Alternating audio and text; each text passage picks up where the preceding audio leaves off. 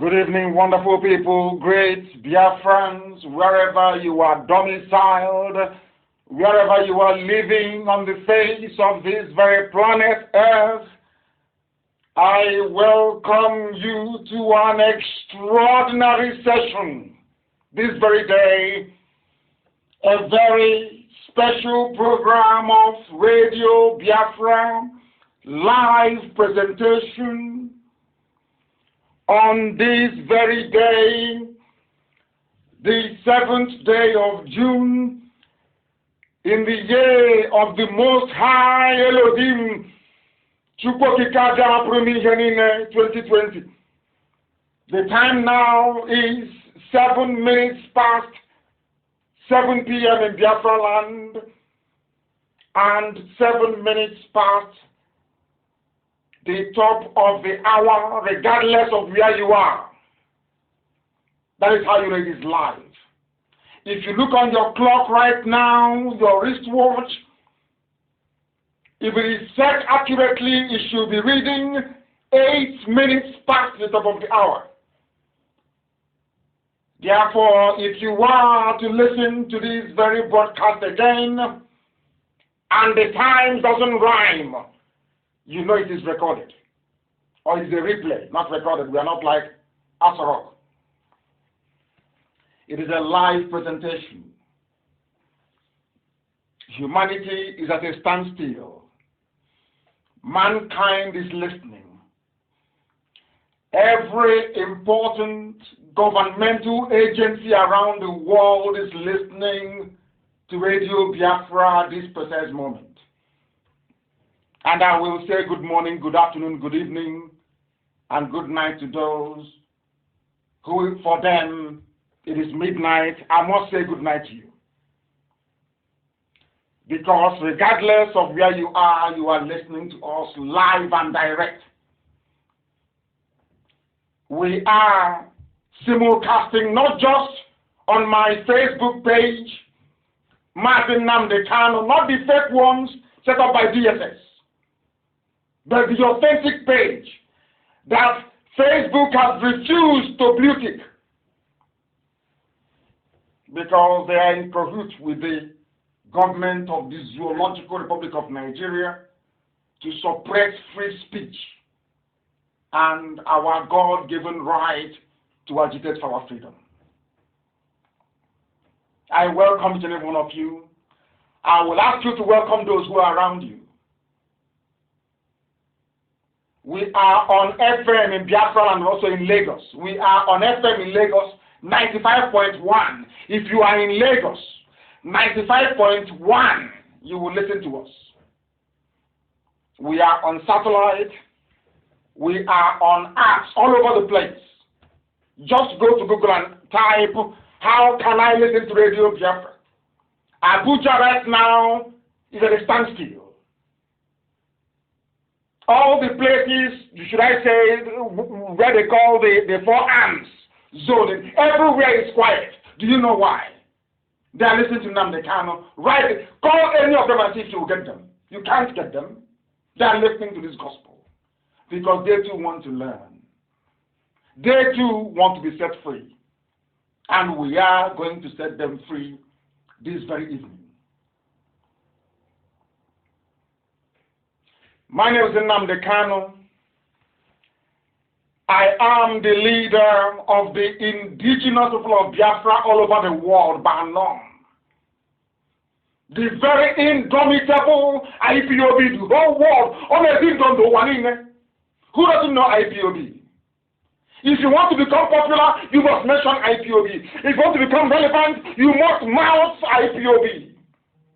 If you want to be noticed, you must mention Nnamdi Kanu. If you don't mention IPOB or Nnamdi Kanu or Biafra, you are nobody. That is how formidable we are. That is how immense we are. That is how important we are. And we owe all of that to the mercy and the grace of the Most High. Indivisible, eternal. Ancient of days. That is why we submit ourselves reverently before the throne of the Most High in heaven. Go and ask people to listen, because after tonight, you will be tutored and you'll be lectured. Your lives can no longer be the same. I assure you that the zoo has crumbled, the zoo has fallen. Our enemies will try all they can.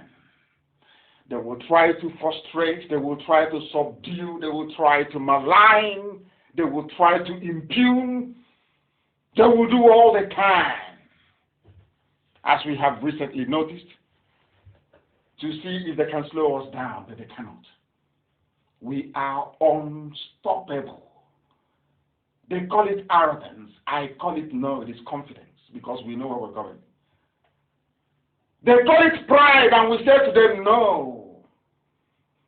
It is because we know our onions, because we understand where we are going, and we cannot be deflected. It doesn't matter what you do. It doesn't matter how many people you hire. It doesn't matter. The plan is set before us. We are IPOB, indigenous people of Biafra, the largest mass movement in the whole world. The largest in the whole, on this planet Earth, the largest in the whole world. By none. Who can stop us? But they have not given birth to you. You don't exist. That is why they say we are arrogant. We are unstoppable, and we will cross. The zoo is dead, of course, is dead. Today we're exposing it for the whole world to know. Let's first of all give glory to whom glory is due. We must give honor to heaven, because what God has done for us is immeasurable. Immeasurable. I'm telling you, it cannot be quantified. Never. The grace of God is upon us. And that is why we proudly proclaim it every day. Unashamedly. People can be as atheistic as they want to be. People can choose to worship idols. That is their business.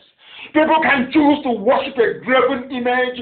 That is their business. It's nothing to do with us. As for us, only one God in heaven, indivisible. The same God that Jesus Christ prayed to. The same God that Moses called upon. The same God that every faith, every religion calls upon. That one God is the one we worship. And in heaven, the angels are calling him Chukukika Biama. We must pray in the language of heaven, because tonight is very special. And I'm sure, and I do hope that you have come prepared. We are live and we are direct, and the whole world is listening. It is not pre-recorded. It hasn't been generated using a deep fake technology. We've exposed all of that. That is why they can no longer speak. Can you walk on email? I want to call upon heaven. Because as we pray, the angels are right now surrounding the throne of grace of the Most High. Praying and bowing down before God. They say to God, you are holy. Thou art holy. Ndị mmụọ si na Chineke dị nsọ. Na nsọ ka Jehova dị. O wezi anyị ozi ka anyị wezi ndị dị ndụ. Ọ bụ ozi ọma Chineke na ka anyị na-ezi anyị wee na-ekwusi ike na-eche onye nwe anyị na Chineke nna nke bi n'igwe. Anyị amaghị ka anyị ga-esi wee ji anyị ma ọ bụ ụzọ ọjọọ anaghị ka ga-esi wee too gị.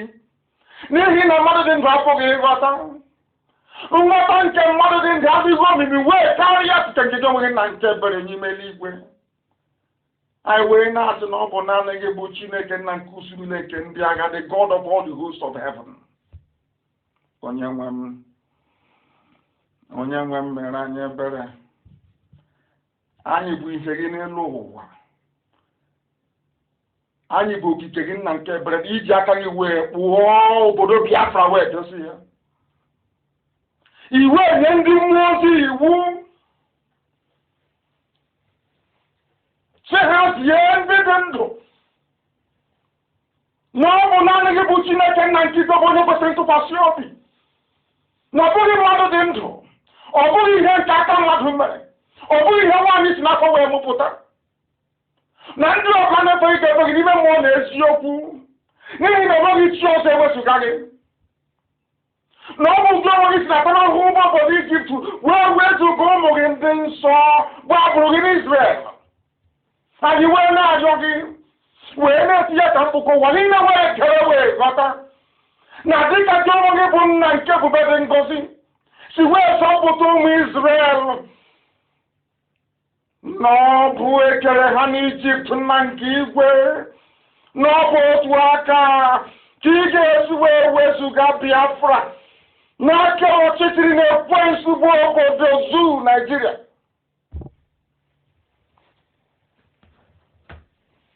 Chineke nna dị ngọzi, na onye mmụọ na mmadụ na-efe, onye ebube ya ghọtachiri ihe niile nke ya onwe ya kere eke, Chineke nna nke ndị gboo, onye na-enweghị mmalite ma n'enweghị ọgwụgwụ, ihe niile ikere eke na-akpọkwa n'isi ala nye gị, onweghị ihe mmadụ dị ndụ bụ n'iru gị nna nke igwe. Bikonu, onye na-agbaghara mmehie, onye ji ndụ mmadụ na ọbadara aka ya, onye ike ya niile na-enweghị atụ, ọ bụ ụzọ dị anya ka anyị ga-esi wee kpụ isi ala nye gị, n'ihi na ihe niile nke anyị onwe anyị bụ ọ bụ site na amara gị na ebere gị, ngọzi gị, amara gị na ọmịiko gị.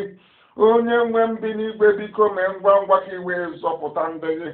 Bịanụ ka iwe bọrọ anyị ọbọ, bịanụ ọsọ ọsọ ka iwe bịa nyere anyị aka, bịakwa lee ka ha rabụ ndị iro, bịakwa ka lee nna nke ebere ndị niile bụ ndị gbara anyị okirikiri wee na-achị anyị ọchị, wee na-esu anyị imi, ihere ha ga-apụta ihe, ọgba aghara n'elu ọgba aghara ka ị ga-atụkwasị ha n'isi, n'ihi na ndị dị etu a bụ ndị na-ebe anyị egbugbu ụgha, bụ ndị kụnirinụ nna nke ebere dị ngọzi wee na-asị na ezumike adịghị mkpụrụ obi anyị n'ime Chineke nna, mana anyị mana nke a bụ okwu asị. Bịakwa ka i wee tụghachi ndị etu azụ, ka ụgwọ ọrụ ha wee bụrụ ihere nke onwe ha, n'ihi na Biafra ga-adọrị n'ikpebi wee n'ime eluigwe.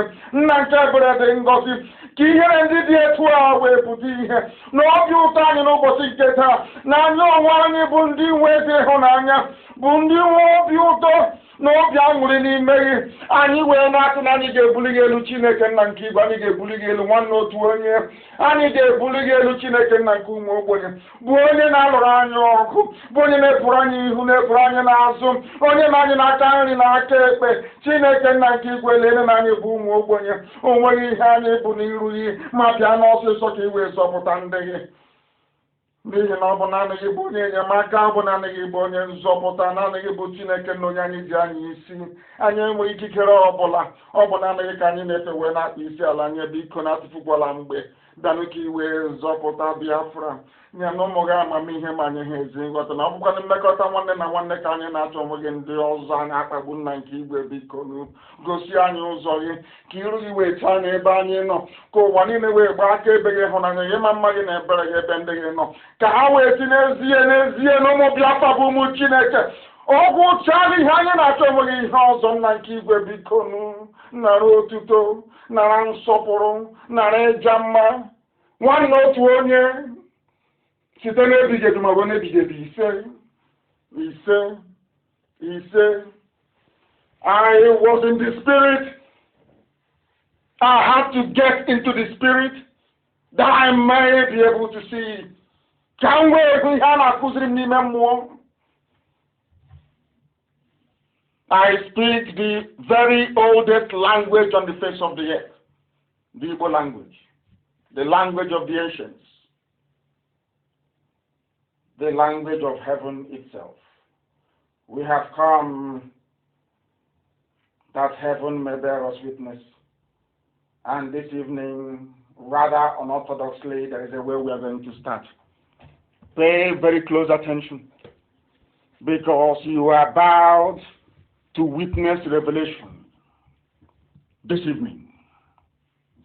You must bring your pen and your paper with you. If you do not have it, you are going to miss quite a lot. You must pay very close attention to this very gospel as I preach it this evening, or should I say, as I have been mandated by heaven to preach it. I receive my instructions direct from heaven. That is why everything I say must come to pass. Everything I proclaim must come to pass. Once I speak it, it must happen. Because darkness is wasting its time. Darkness doesn't exist. Do you know that? Darkness is only the absence of light. Where there is light, darkness will flee. Do you see where we derive our strength from? In the knowledge of the revelation that darkness does not exist. In nature, there is nothing called darkness. It is only your fear that will allow darkness to overtake you. Once you are strong and you radiate light, darkness will flee. I have a lot to get through. Please do bear with me. We shall patiently go through all these things one after the other. But I crave your indulgence. I want you to be very attentive, to listen attentively. That is why sometimes I don't broadcast a video. Because when you broadcast via an audio means alone, it allows people to conceptualize, it allows them to reason very deeply, it allows them to begin to compartmentalize ideas and to put them into context within themselves without any visual reference. Very, very critical. My mothers are listening. I need to caution myself to take it easy. Listen carefully, please. This evening we are starting with two things. One is a letter written by an emissary of the Vatican to the USA. His name is Archbishop Carlo Maria Vigano. He wrote a very powerful letter to Donald Trump. And you'll be asking yourself, what has this letter got to do with what we are doing this evening? It's very, you know me, I build a case around the foundation. That is why we are infallible. That is why anything we proclaim, anything we say has a historical base and reference. It can easily be referenced. Listen very carefully, please. A letter from the Archbishop Carlo Maria Vigano. He sent a letter to Trump. He was warning Trump about the current crisis all over the world, the coronavirus pandemic, all the riots about George Floyd, the black man tragically killed by a racist police officer. And do you know what this Archbishop said? Not minding all these things and how bad they are, that Trump is under siege. I want IPOB to understand the same thing. I want to let IPOB and all lovers of freedom, including those in Yoruba land that are good people, Fela, Nicola Kokuti. May his soul rest in peace. He's a man that I revere. I said, I revere him. Before I came on air today, I heard something that I never thought possible in my life. The daughter of Abiola was on television interviewing a Janjaweed, Funtua. That's his name. He made his money by stealing. He was an MPN. He's a rogue, he's a thief. I know him very well. One of the cabal now running the zoo. The Kaduna Mafia that later metamorphosed into the Fulani Mafia. Or should I say the Fulani cabal. They interviewed him. Do you know what Abiola's daughter said? I never in my life thought that there are Yoruba people who can actually reason the way she did. She said to Isa Funtua, do you know that my father, to compensate the Yorubas for the death of my father, that was what she said. To compensate the Yorubas for the death of my father, the Yorubas were given presidency. Why don't you do the same thing to the Igbos? I said, are you sure she's Yoruba? I wasn't very sure until the Janjaweed was responding to her. And the Janjaweed said, your father, that was what I knew, that was Abiola's daughter. I said, are you sure she's Yoruba? But it turned out that she is. So there are good people that also represent the light within Yoruba land, albeit that the evil ones are overshadowing them. That is the essence of these very fundamental bays I want to cast this evening as we proceed on this epic, I call it an epic broadcast. You must listen attentively and pick every word that I utter. It will lead you into the light and into freedom. I want to tell you that everything that is happening now is because Biafra is very close. So all the entities of darkness, they are converging. They are unleashing everything they can to see if we can be stopped or slowed down. But they have now realized that we are unstoppable.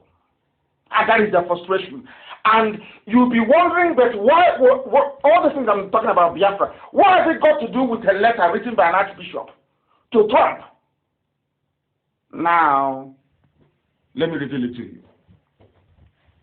Archbishop was writing about coronavirus, the pandemic, and George Floyd riots. He said that what we are witnessing now is an eternal spiritual struggle between the forces of good and that of evil. The same thing that is happening with Biafra. And it's a very good thing that all of a sudden, Hausa, Kanuri, Gbagi, Igbirao, Bachama, Jukun, name it. Everybody now knows that Biafra meant well. I'm using the word meant, past tense, to refer to 67, 70. Now they are now everybody now knows that Biafra meant well for them, and even today, in this contemporary time that we live in, that Biafra means well for everybody. Now they know that Biafra means well for everybody. Do you know what has been happening over the years? According to this archbishop, the struggle that Biafra was facing was not only physical but also spiritual. There are those who inhabit the realm of darkness. Their job is to make sure that light never shines. As I was going through this letter, I was astonished. I couldn't believe it. And as Elohim will always before I came on air, I received a press statement from Asorok. It is so fortuitous, it's unbelievable. Fortuitous, please. Those who are writing, you must reference me correctly. This is it's incredible.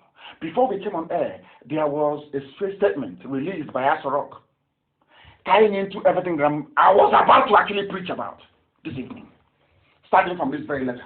Do you know what the Archbishop said?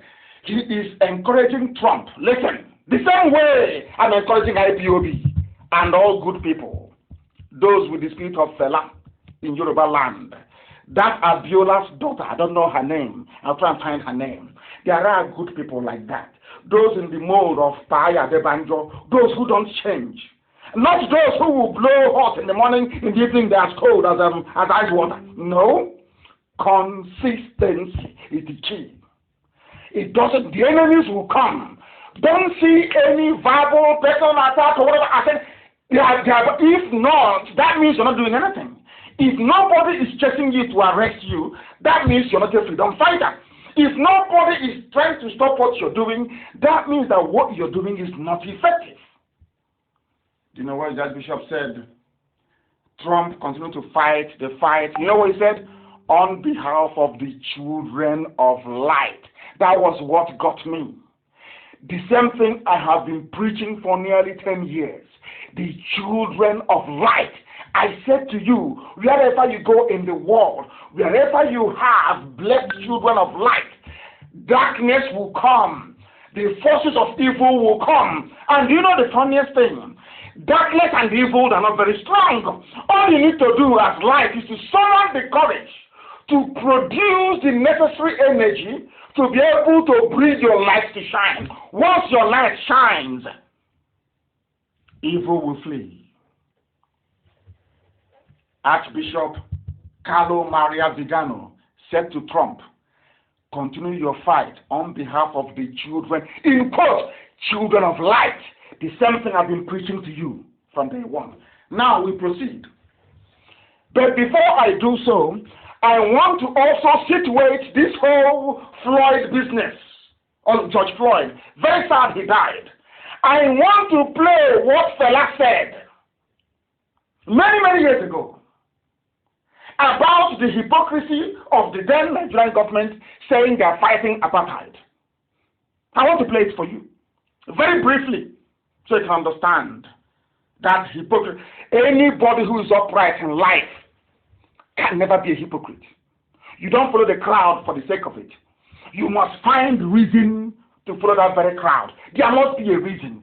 Do you see why I revere Fela? Consistency, it does not matter. Fela was a crusader. Fela said that evil is evil, good is good. It doesn't matter if that evil is in South Africa, whites against blacks. It doesn't matter where it is. If you cannot condemn what is happening in Nigeria, you cannot condemn what apartheid is doing to blacks in South Africa. I want to play it very briefly for you. We are just weaving, should I say, the fundamentals together of tonight. I said there has never been a program like this before. Heaven gave me a message to preach. There will never be one like this ever again. I'm telling you the truth. Listen attentively. Listen attentively and learn. This is Fela, a Yoruba man, mind you. South Africa is better than Nigeria. South Africa is better than Nigeria. I know so. I know so. No, but look, we are saying white and mistreating black. Whites are mistreating black. That's what Fela is saying many years ago. I want you to, as I'm analyzing this thing for you, think about this man that was killed, George Floyd, and the outpouring of grief all over the world. White people are protesting. Remember many years ago I told you that there is one thing about white people. No, you can accuse them of anything in life, but at least they have conscience. That was why God loved them and gave them the grace.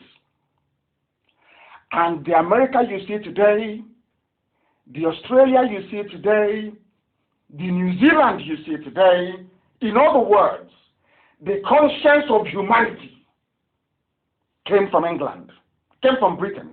As bad as Britain was, still God gave them the grace that through them the greatest civilization will emerge, which is USA, which for your information is the longest running civilization in the history of mankind. Everyone collapsed. This very one now being spearheaded by USA is the longest running course of human civilization since history began. What am I trying to say? Fela said, people are dying on the streets of Lagos. Army brutality, police brutality, you don't want to discuss it. You're talking about apartheid in South Africa. The same thing with this George Floyd case. As sad as it is that George Floyd died at the hands of very uncultured beasts, that is not the reason for you to neglect what is happening in your home. Nobody has ever come out en masse to protest the killings by Fulani terrorists. No one. Families massacred. Lives lost. Villages overrun. Nobody came out in Africa to protest. Police killing, innocent, I tweeted it. No one protested. But do you know one funniest thing? A white man killed a black man in America, and white people in America are protesting. Whites in Europe are protesting. What does that tell you about a white person? Do you now see why God loves them? Do you now see why God gave them the common sense, the understanding to go to the moon, to build aircrafts, to build rockets, to have uninterrupted power supply, to have good roads? I need Africans to understand this, and I want Nigerians to understand this. That how good you are on the inside corresponds to the blessing you will get from God. I know some people will say, oh, but how about China? They are not very good people, they are very wicked. Yes, they are very wicked. We know that for sure. But everything that everybody else became came from United States of America. And before that, from Britain. Why do you think that Britain was the first industrialized nation in the world? Although Britain was involved in slavery, I saw the statue of the slave trader destroyed in Bristol. The man was involved in slavery. Today they destroyed the statue in Bristol. Whites destroyed the statue. But in Nigeria, you have somebody that still named the stadium in Kanu after Abacha, despite his brutality. That is the difference between white people and the black people, and that is what this my man is saying, fella. Do you see why I love people who are consistent? Do you see why I love fella as a man? Let's listen. Okay, that is bad. Listen. That is racism. We have a reason. Racism is bad. The blacks are mistreating blacks in Nigeria. What's the reason? That's what. Police beat people on the streets like dogs. They do. They don't. I mean, in South Africa, they do it, but they know they face public.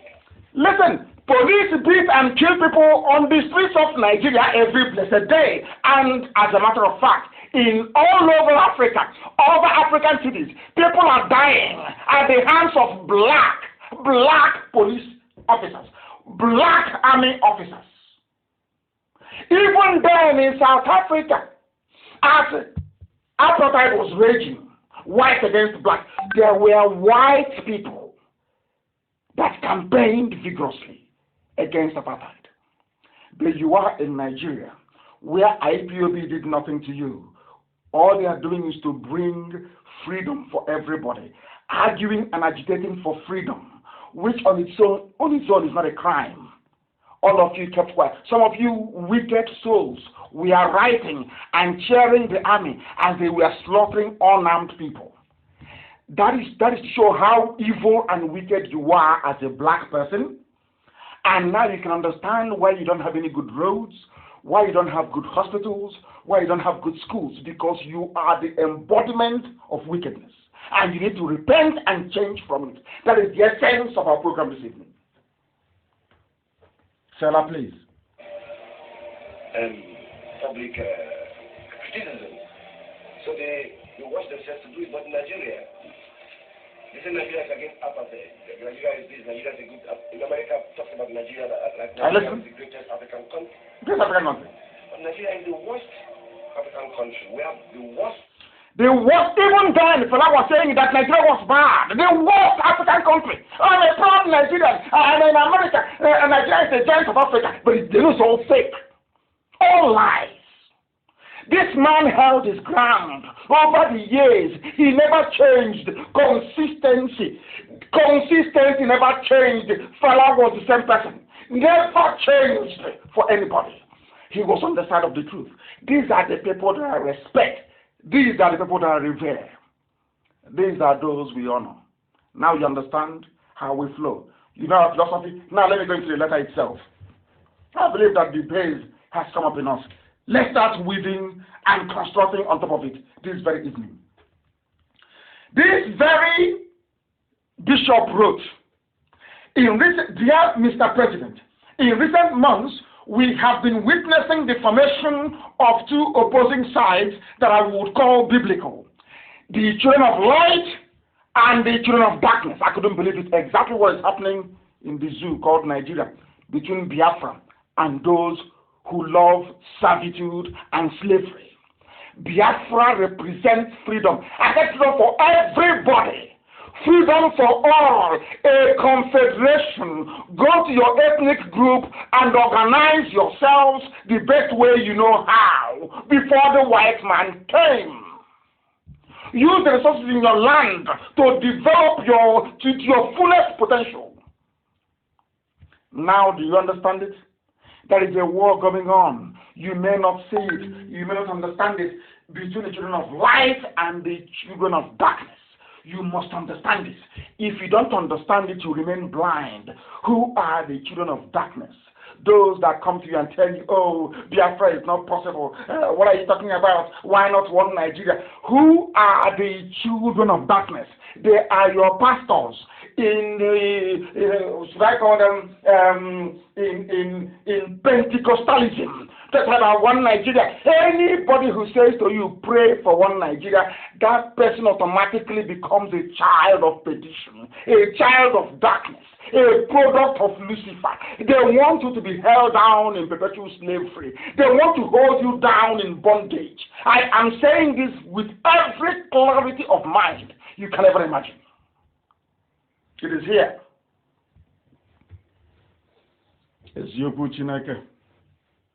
In recent months, we have been witnessing this battle between the zoo called Nigeria.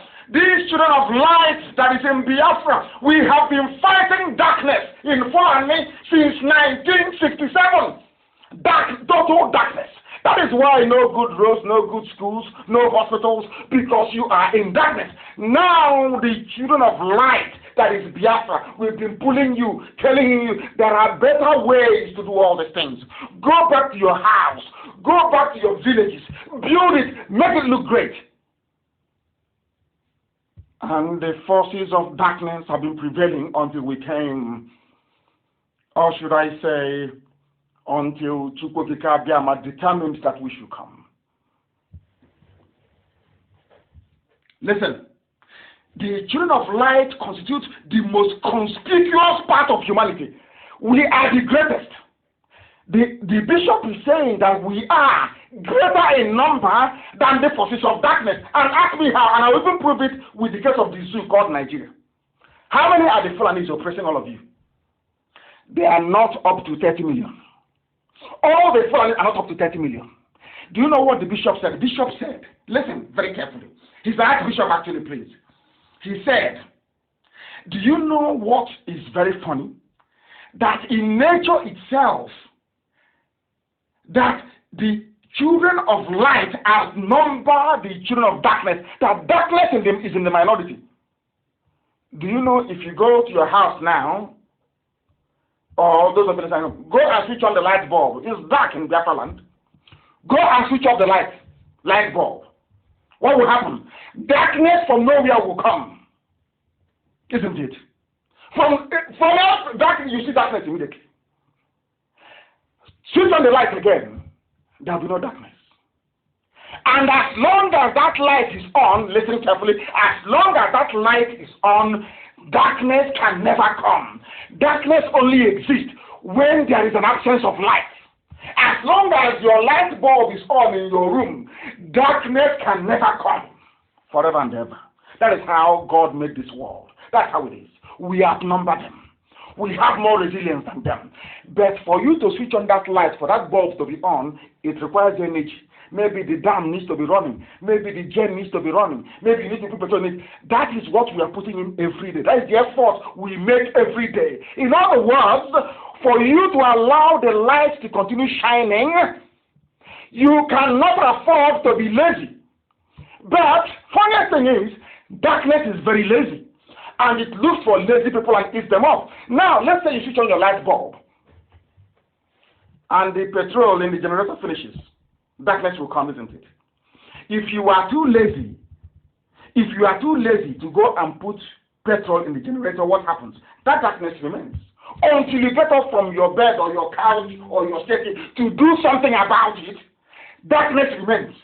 It will stay there, it won't go away. But any time you replenish the generator or the power generating plant decides to switch on the light, what happens? That same second, darkness will flee. Once there is light, the darkness is gone. That is why, as strange as it may sound, darkness is not a natural phenomenon because it's from the devil, from Lucifer. It is not. That is why it cannot stay on its own. Because if there is light, for you to bring darkness to cover it is almost impossible. You can't. Can you cover the sun? Of course you cannot. Now you understand. And very soon now, we are at 12.7K on Facebook, which of course is even a suppressed number because they wrote a special algorithm for us. But I can assure you, before I get to the really juicy part of this broadcast, they push us down to maybe 5,000, but it doesn't matter. People are listening all over the world, on YouTube, on every app that is known to man. We are on satellite, and we're also on FM. So it doesn't matter what they do. Now we continue. Do you know what they said? They said these forces of darkness, like the Clintons and all the rest of them, they hold strategic positions in government. They are in politics. They are in the economy. And they're also in the media, like Channels TV. That devil is everywhere. It's everywhere. This is a letter written by an archbishop to Trump that I'm using to form the basis of our program this very evening. Do you know what happens? On the other hand, these very two opposing forces, they have a biblical nature. They follow the clear separation between the offspring of a woman and the offspring of the serpent. Our snake. There is a difference between a man born by a woman and a man born by a serpent, or those led by vultures. Do you know that the Fulanis only managed to leave the foothills of the Futajalon when the vulture arrived? Udele. Vulture led them out of the foothills of Futajalon. Are you aware of that? The Fulani race. If they have an emblem, it will be a vulture. Udele. Are you aware of that? You people, you know, there are many things that a lot of people don't know. A lot, but I will teach you here. Or Elohim will teach you through me, not me. There are those who, although they have 1,000 defects and weaknesses, are motivated by the desire to do good. Are you following? IPOB? Listen carefully, let me repeat. This Archbishop, Roman Catholic Archbishop, he said, although they have 1,000 defects and weaknesses, they don't have to be perfect. You don't have to be. You don't have to be. As long as you are motivated, your driving force every day, that light in you shining is motivated by a desire to do good, to love one another, to be honest, which is what we are doing here, to raise a family, which is what all of us are doing, to engage in work, honest work, to give prosperity to their homeland. Those in Lagos, are you listening? And to help those who cannot help themselves, the needy, and obedience to the Lord of God. Hey, are you listening? Are you listening? On the other hand, there are those who serve themselves, those who are work contracts to their family members. The Tiaris, they are in NMPC. The Buharis, they are in NMPC. Everywhere, something well fund. Fulani, Alamajiri, no, so that's a Janjaweed, because Alamajiri is actually is more Hausa. Janjaweedism is what belongs to the Fulani. They serve themselves. They have no moral principles. They want to demolish families, as they are doing now right now in the zoo. This is a letter unconnected to Biafra land, unconnected to Nigeria. But do you see how it is resonating with everything happening? Because this peace is timeless. It is eternal. It's like the scripture. Now listen, please. These are the people that serve themselves. You know what they do? They ferment internal divisions. I need to... I don't know if Roman Catholic should be Archbishop if they drink tombo. I need to buy him palm wine. This man that wrote this. You know the same thing that the Fulanis are doing, divide and rule. They come to us and they divide you. They give you some money, some of you maybe to buy a phone, to buy a laptop, to come and divide the IPOB family to make the world feel that the struggle for Biafra is multifaceted and beset with problems when that is not the case. All of this nonsense that you do.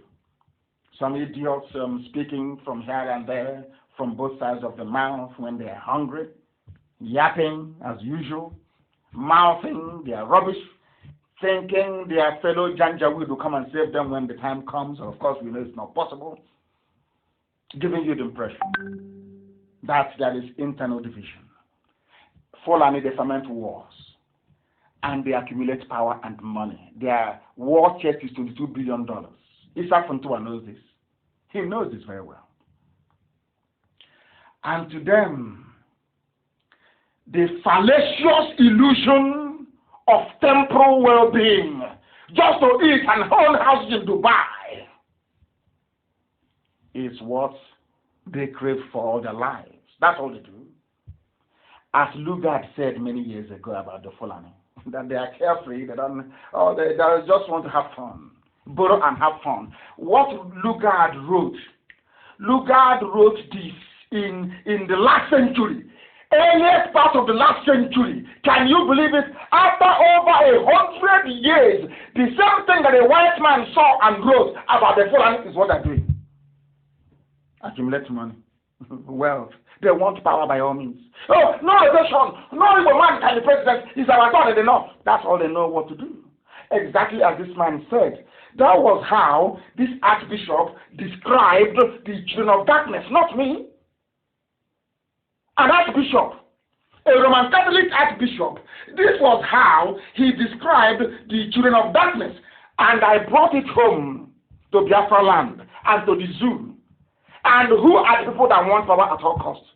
They accumulate money. They also divide people, as they're doing now. I saw a piece before I came on air. Some idiot from Ibibio saying, Ibibio have nothing in common with people. And nobody told him about Sokonko and Depe. But he's an intellectual, you know. Mind you, those are the fools they raise in the zoo. They start insulting people a lot and stop insulting them. If you are like Fela, or as I read today, Abiola's daughter, I will respect you, and I will revere you, I will honor you, I will praise you. But if you're like that man that they paid some money in Abuja to write rubbish and to rewrite history, he doesn't know, the man writing about Ibibio, claiming he's an Ibibio man, does not know the meaning of the word Ibibio. He has no idea. He doesn't know who Aliyu Ekine is. He doesn't know. It was an Ibibio man that met me in London. In the year 1998, at Waterloo Station, Dr. Aliyu Ekine, the daughter is Soraki. Go and Google her. Soraki, Soraki, Soraki Ekine. Go and Google her. The Ibibio from Akwa Ibom. The father worked for Gowon. The man begged me, you know, everything that I do in life, I have a witness. I always have a witness. There was a man, a retired London police officer, Chukudumi Kazo. Chukudumi Kazo took me to go and see Dr. Aliyu Ekine, an Ibibio man. He is an Ibibio man. He was begging me, saying, do everything you can to restore Biafra. I was a fool. If you ask Soraki Ekine, she will tell you, my father's greatest wish in life was to see Biafra. Ibibio man, learned. You have one fool in Abuja. They gave him money. Said, oh, there is nothing. Do you know? You are in Abuja. How can you be in Okonko? From Abuja? Do they have Okonko in Babalada? Or in Ashokoro? Do they have a pedant in Ashokoro? So you don't know. You were born outside. That was why I said everybody must go back to where they come from to develop it. You were born outside. The only thing tying you to Biafra land, to Ibibio, is just your name. You know nothing about our culture. You travel from Abuja, maybe you go to London, you go to New York, and you come back, you stop over in Lagos. You know nothing about the village. When you come to the village on the 24th of December, and you go back to Abuja on the 3rd of January. You know nothing. You're not in any of the fraternities. You know nothing about Hepe. You don't know about Hepo. You know nothing about Okonko. And you claim you're from Ibibio. Can't you see how useless your life is? With all that nonsense you wrote for nearly 2 weeks, only 5 sentences, and you go back to the drawing board and see how foolish you are. The meaning of the word Ibibio means Ibonta. Junior Igbo, that's the meaning of the word Ibibio. If you don't know, you claim you're from Ibibio, you don't know the meaning of your own name. What a shame. And you're busy. And funny enough, Premium Times cited every zoo paper cited. These are the people that this Archbishop Kanu Maria Vigano is talking about, that the children of darkness are everywhere, even in the media. I told you tonight will not be like any other. Didn't I tell you? We must continue. We have to continue. We need to continue. And now, let me tell you, to complete this whole thing, I saw this very press statement, Powerful sent it to me before I came on air. It is called State House Press Release. From their so-called presidency, without president, presidency without vice president. Listen carefully, please. Let me read for you what Nigerian government Aisha wrote before I came on air. State House press release. IPOB, self-proclaimed Jews using Christianity to wage war against the Nigerian state. That's the headline of the press release. What did they say about children of darkness? They divide. They said Jews claiming they are saving Christians. Understand this. Now I want to educate everybody who is listening, especially Nigerians, that Judaism is the mother of all religions. That depends on the book, the people of the book. Judaism, Moshe, that is Moses in the Bible, laid the groundwork for Apostolic Church, Anglican Church, Roman Catholic Church, Church of God of Latter-day, Church of Jesus Christ of Latter-day Saints, or what they call it, Assemblies of God, Christ Embassy, even Satan's Embassy, all this, everything that you go to, every church you go to, you owe it to Judaism. Judaism is the granddaddy of everybody. Everybody. Judaism is the pinnacle. Started it. Before they were called Judeo-Christians because everything that Christians refer to in the New Testament, they got from the Old Testament. The Torah and the books of the prophets. Isn't it? Without Judaism, there will be no Christianity. Without Christianity, there will be no Islam. Islam copied Christianity. In fact, Islam is the carbon copy of Roman Catholicism. The revelation that Prophet Muhammad saw was from Angel Gabriel. The revelation received by Moses at the place of the burning bush is from God himself. God said, I am that I am. When Moses said to God, who do I tell them? Sent me. Said, tell them that I am that I am. Sent you. If you ask Muhammad who sent you, Muhammad will tell you Angel Gabriel saw him. And who created Angel Gabriel if not God in heaven? Are you following?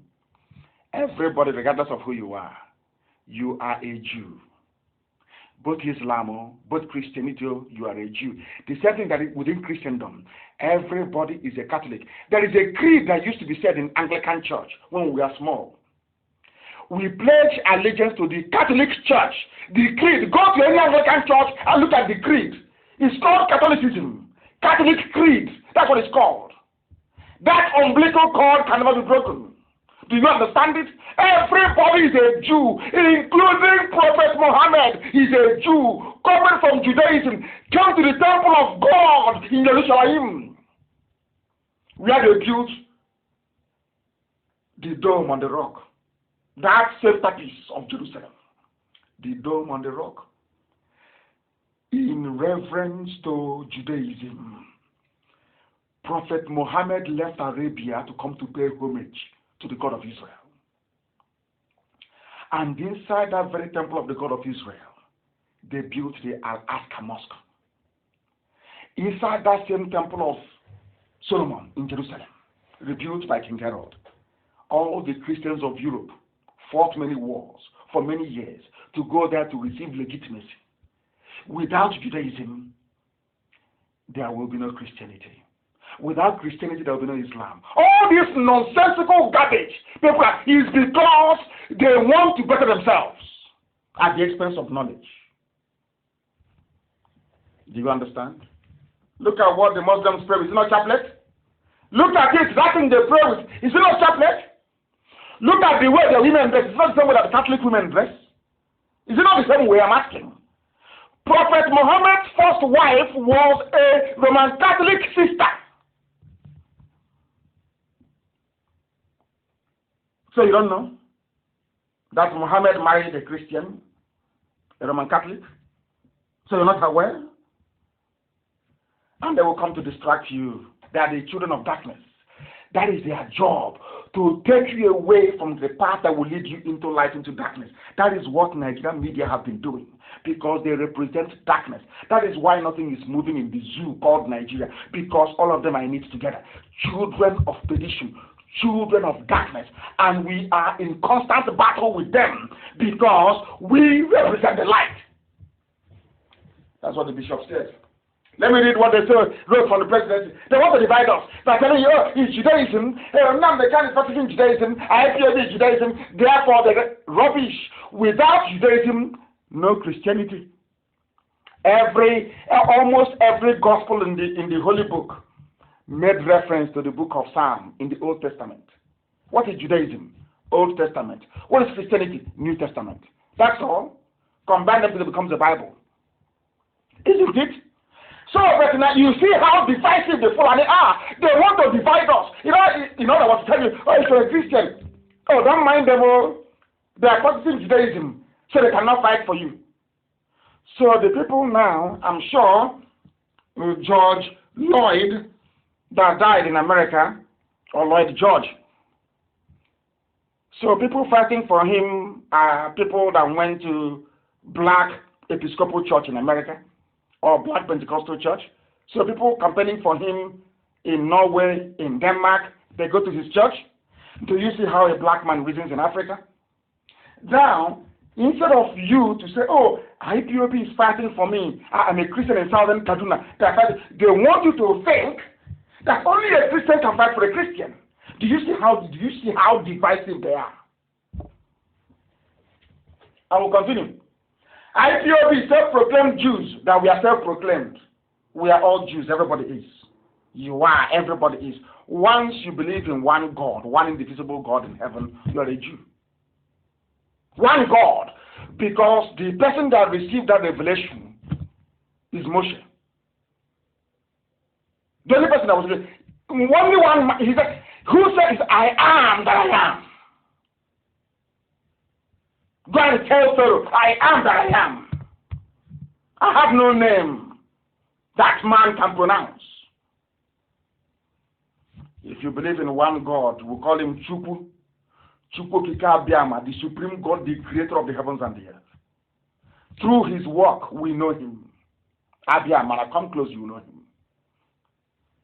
All of you are Jews, everybody is, for your information. Then like people who didn't go to school, talking, writing rubbish every day. Oh, that practicing Judaism, we are the original seed, the original from the beginning. Forget the nonsense the Europeans gave you. Because here we speak the truth. Always. If Judaism is not number one, why did Europeans fight 100 years to get into Jerusalem? If Judaism is not number one, why is it that Muslims say they will die rather than give up a place that is not their own? No? They have two mosques on the Temple Mount, on the Temple of Solomon. They are claiming something. So if Judaism is not important, why are Muslims willing to cause a third world war because of it? Simple question.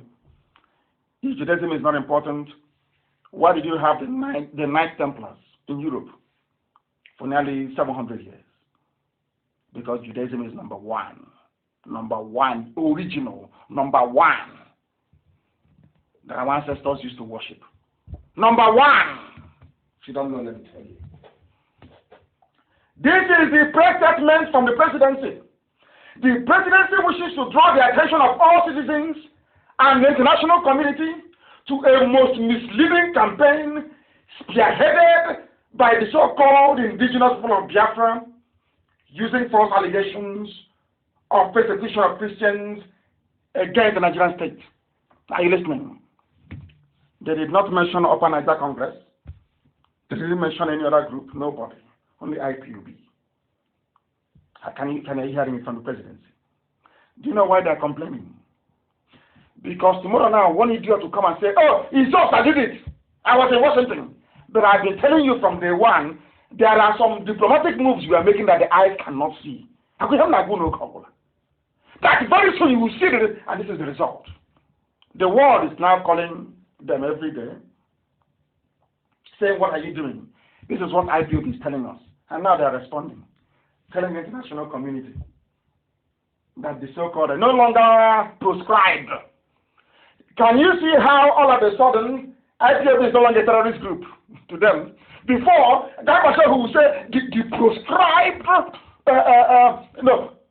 the terrorists and proscribed illegal, illegitimate IPOB. All that is gone. It now belongs to the past. What it's now saying is the so-called indigenous people of Biafra using false allegations of persecution of Christians against the Nigerian state. A very deep, please, Amaka, please release the press release. They put it everywhere. Powerful, send it to Amaka so they can put it everywhere so they can read it yourself. A very deep and wide investigation by an agency of the Nigerian government working with international partners have made us become aware that there are two interconnected campaigns being run concurrently by almost children of light IPOB in this regard. And that's why the zoo is collapsing. It's gone, completely gone. People play with IPOB at their peril. You don't know who we are. We destroyed Nigeria. Talk less of a nice security guard. Somebody said to me once, I am used to counting in millions, so what is thousands to me? We bring down people that think they cannot be brought down. We destroy the Buhari. We destroy the Bakari. And Aisha is on the run. Where is Buratai?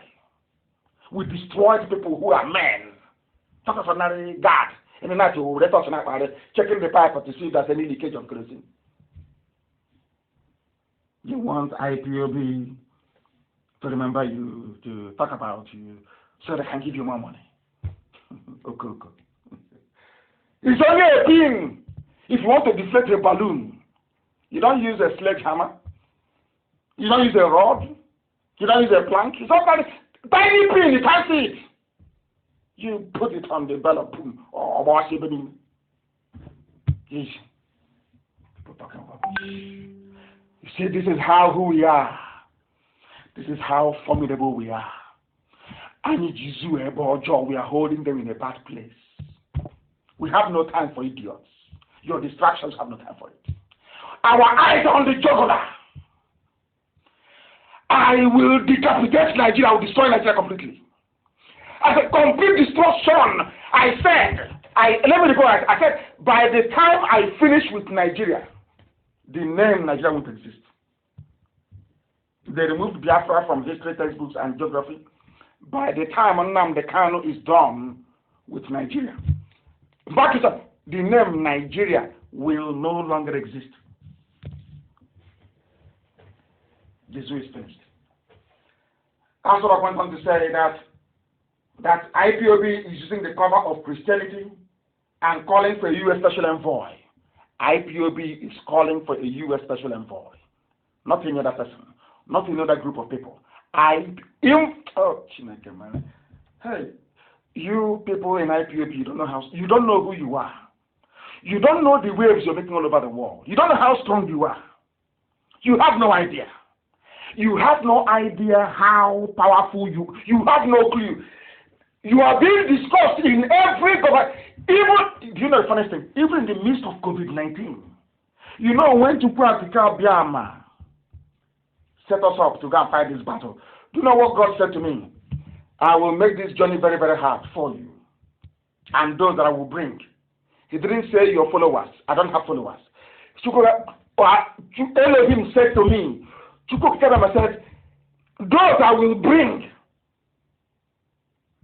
I will make it very difficult for you people. You are fighting this battle when people have lost faith and belief that honest men can come up. But I'm going to send you. Anything I ask you to do is what you're going to do. And I will keep you safe from your enemies. Are you following? Are you seeing what they're saying? It is IPOB. even in the midst of pandemic in the whole world, everything is COVID-19, COVID-19. Do you know that even in the midst of global pandemic, governments of the world still find time to discuss IPOB with Nigeria and the killing of Christians? According to Asorok, not anybody, according to Asorok, they said that their partners have told them that they are under siege because of IPOB.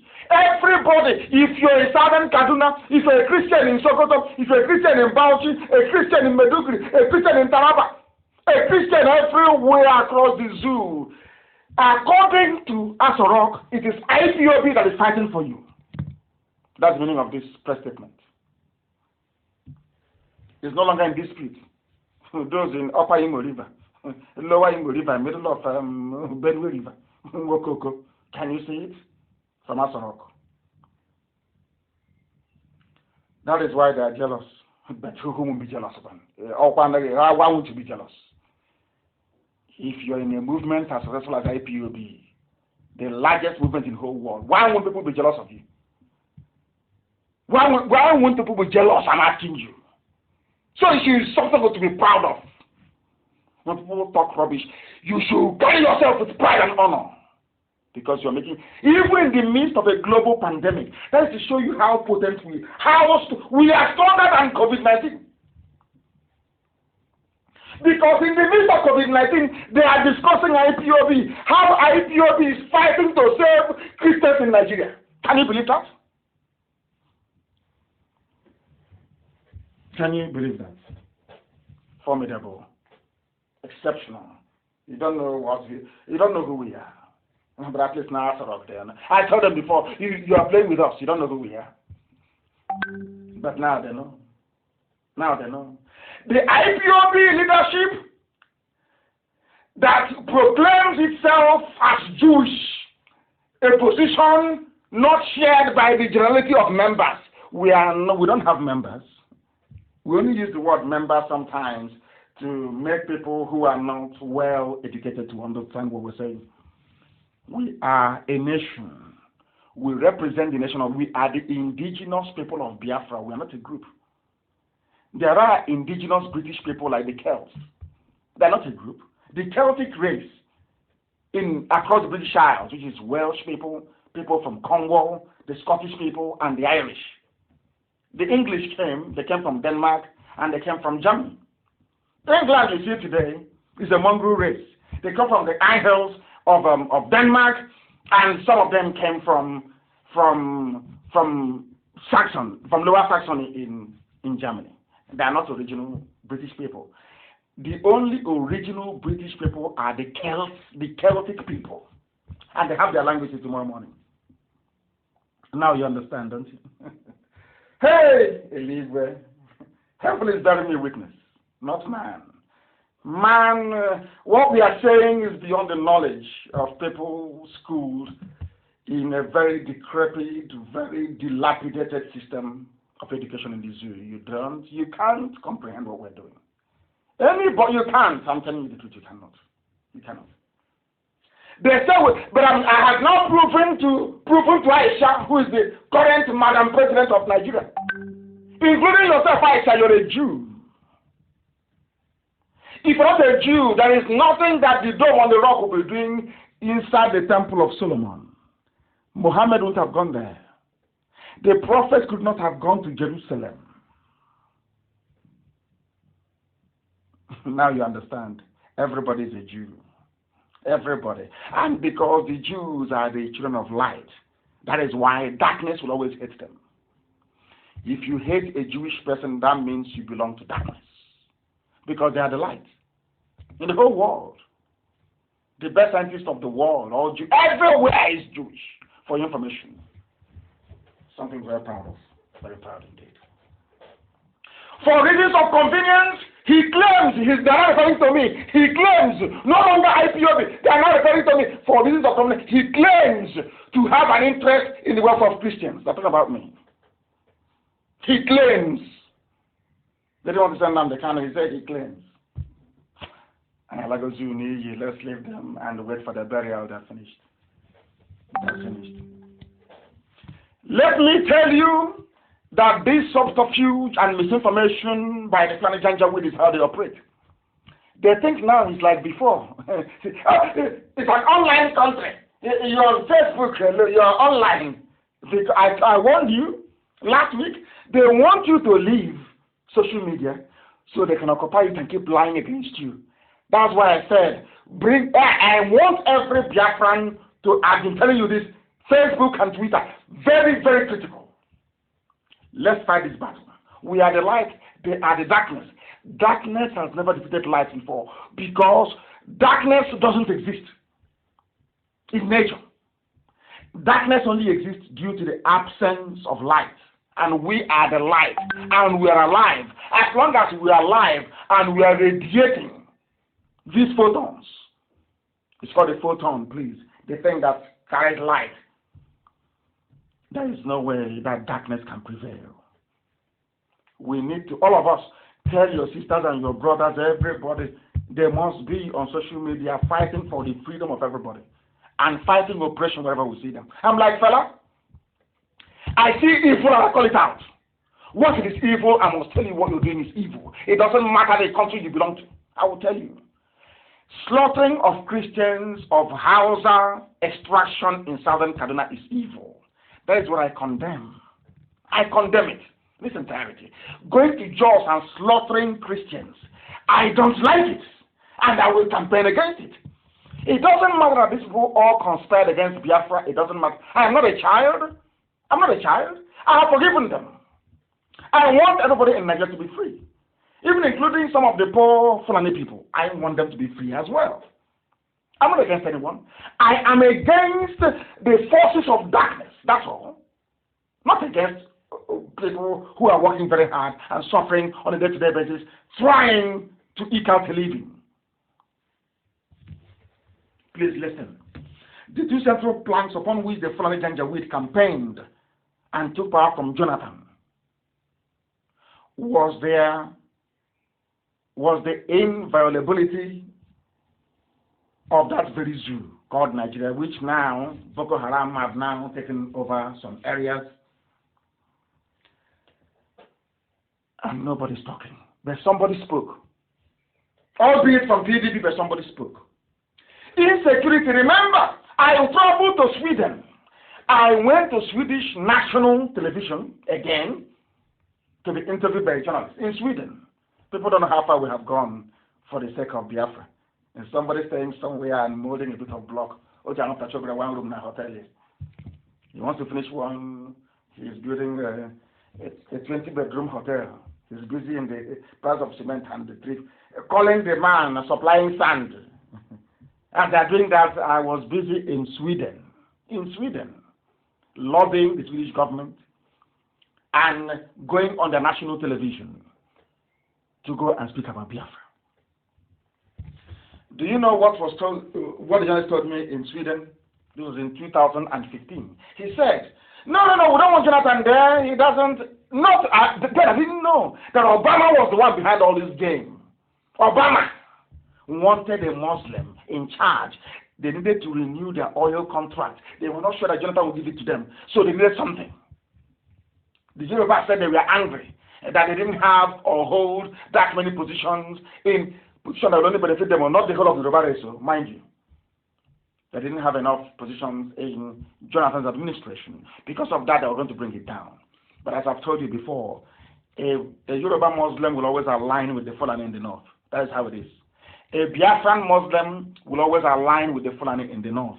Some of you have forgotten that when Obama, a whole president of the USA, traveled to Saudi Arabia, he bowed before the king of Saudi Arabia, the most powerful country in the world, their leader, bowing before people that produce nothing and that make nothing, that import everything. What does that tell you? Their religion is more important to them than common sense and decency. That is why any Biafran who is a Muslim will always serve the caliphate. Do you know why? Because the supreme leader of Islam, or of Muslims in Nigeria, is the Fulani man, the Sultan of Sokoto. Does that make sense to you now? Does that make sense to those of you who can't quite reason properly? Does that make sense to you? Now let's read this thing for you. They use insecurity as their landmark. That is how they are going to win. Everywhere. Insecurity. Voting the general. Voting Buhari is the hard man. He's the general. As the Swedish white man told me, we need a general who is there who can do something. The general went in. The general saw. The general died. They have continued to rule in the name of the general till this very day. And insecurity got worse. Way worse. Can you imagine Jonathan being in power and all this banditry, all this killing of Christians, all these massacres everywhere? By now, they are going to sort of go and burn Jonathan alive. But then the funniest thing, the man who promised he was going to solve all these problems, he's dead in Saudi Arabia in a shallow grave. The person that they used to replace him is also dead. Now the man's wife is the one who is in charge. And all of you know all of these things. That's why they can never show his legs. That is why he will always wear a shoe to enter into a mosque. Because no matter what you can do to the face, in terms of deep fake videos and using rubber masks, you cannot wear a rubber mask now on your feet. It's no longer possible. So that is why I can never show his legs. Because his legs are as fresh as that of a 45-year-old. That is the truth. That you can never see. Even the picture they released today, claiming is Aisha Buhari's sister. This Buhari who can no longer speak. They cut off the legs. Don't look at the pictures, is there. They cut his legs off. They don't want to see how fresh he's looking. Because they think you are all fools. But we know we are not. They campaigned on insecurity, that Jonathan wasn't good enough. Let's bring in this hard man. Yoruba newspapers campaigned. Yoruba media. I keep telling you, oh my God, I wish people can open their eyes and see. With the exception of this Abiola's daughter that I saw today, go and see what is going on. Now, Southern Kaduna, Isandu, Yagba, Eastern Government Area of Kogi State, and robbers, oh my goodness, insecurity everywhere. Insecurity everywhere is on fire. Al-Majri is coming down. Every Janjaweed in the Sahel, every child of Lucifer, born under the banner of Islam and the Fulani Janjaweedism is heading down into the zoo, to the extent that Ganduje said they should close the borders in the north. And I'm asking people from the south of Nigeria. When I say now you say I'm insulting you, but I just want to bring to light how stupid all of you are in the south, by which I mean Biafrans and Yorubas alike. Do you see how foolish you are? They close your own borders in the south, but in the north all their borders are open, and you can't think, you cannot reason, you can't ask yourself questions. Because all of you are afraid, or should I say 48% of Yorubas are Muslims. That's the problem. Even their pastors. Yeah, their pastors performing miracles in the name of Jesus Christ, or so they claim. They were once Muslims, but then when they saw that there's a lot of money to be made in Christianity, they all jumped in. So you don't know they're all Muslims? And they're not criminals. So it's those of us fighting for freedom for everybody. As today has been confirmed by the international community that IPOB, led by Nnamdi Kanu, is fighting for Christians, fighting against the persecution of the innocent in Nigeria. Is here. Your daddy Gio hasn't done it. He owns an aircraft. From the money you paid him to pay back, to plant, to water it, they are not scammers, but we are. Do you see how a black man reasons? You see, that is, sometimes I wonder. And I say to myself, but God cannot make people that stupid. It's not possible. But unfortunately, in Africa, it is. Somebody who spent his money came out fighting to free you, to give you information to make you free, which has now been acknowledged by the whole world, by virtue of this very press release, is a scammer. But the person that doesn't do anything for you, all he does is he opens the Bible, says, let's read today the Gospel of Matthew. He goes, and Jesus Christ went up the hill, and he prayed, and he fed the multitude. Oh, praise God. You say hallelujah. He said, now it's time for tithes, and you pay. He is not a scammer. Do you see how Africans reason? This is how Africans reason. Oh, dear me. Now everywhere is raging. Governors are crying, they are complaining. Our mothers made a video. I've sent it to 1 or 2 or 3 or 4 governors for them to see what our mothers are lamenting. The state of hopelessness in our land, insecurity everywhere. And people also come back to these people they are calling scammers to ask them, please do something. We are fighting, and you can see the result. And we are doing something, and very soon you will also see the result. That is how good we are at what we do. Very, very formidable. Exceptionally formidable, unstoppable. We are IPOB. I said we are unstoppable. Nobody can. Not today, not tomorrow, not forever. That's how strong we are. That is how formidable we are. Indeed, Daddy, our daddy, what has daddy done for you? Did your daddy give you any palliative? Are they fighting for your freedom? The same way that Archbishop Desmond Tutu did? The same way that the Roman Catholic Archbishop of Owerri is now doing? I don't know what it is about Catholicism and freedom. Anthony Obinna.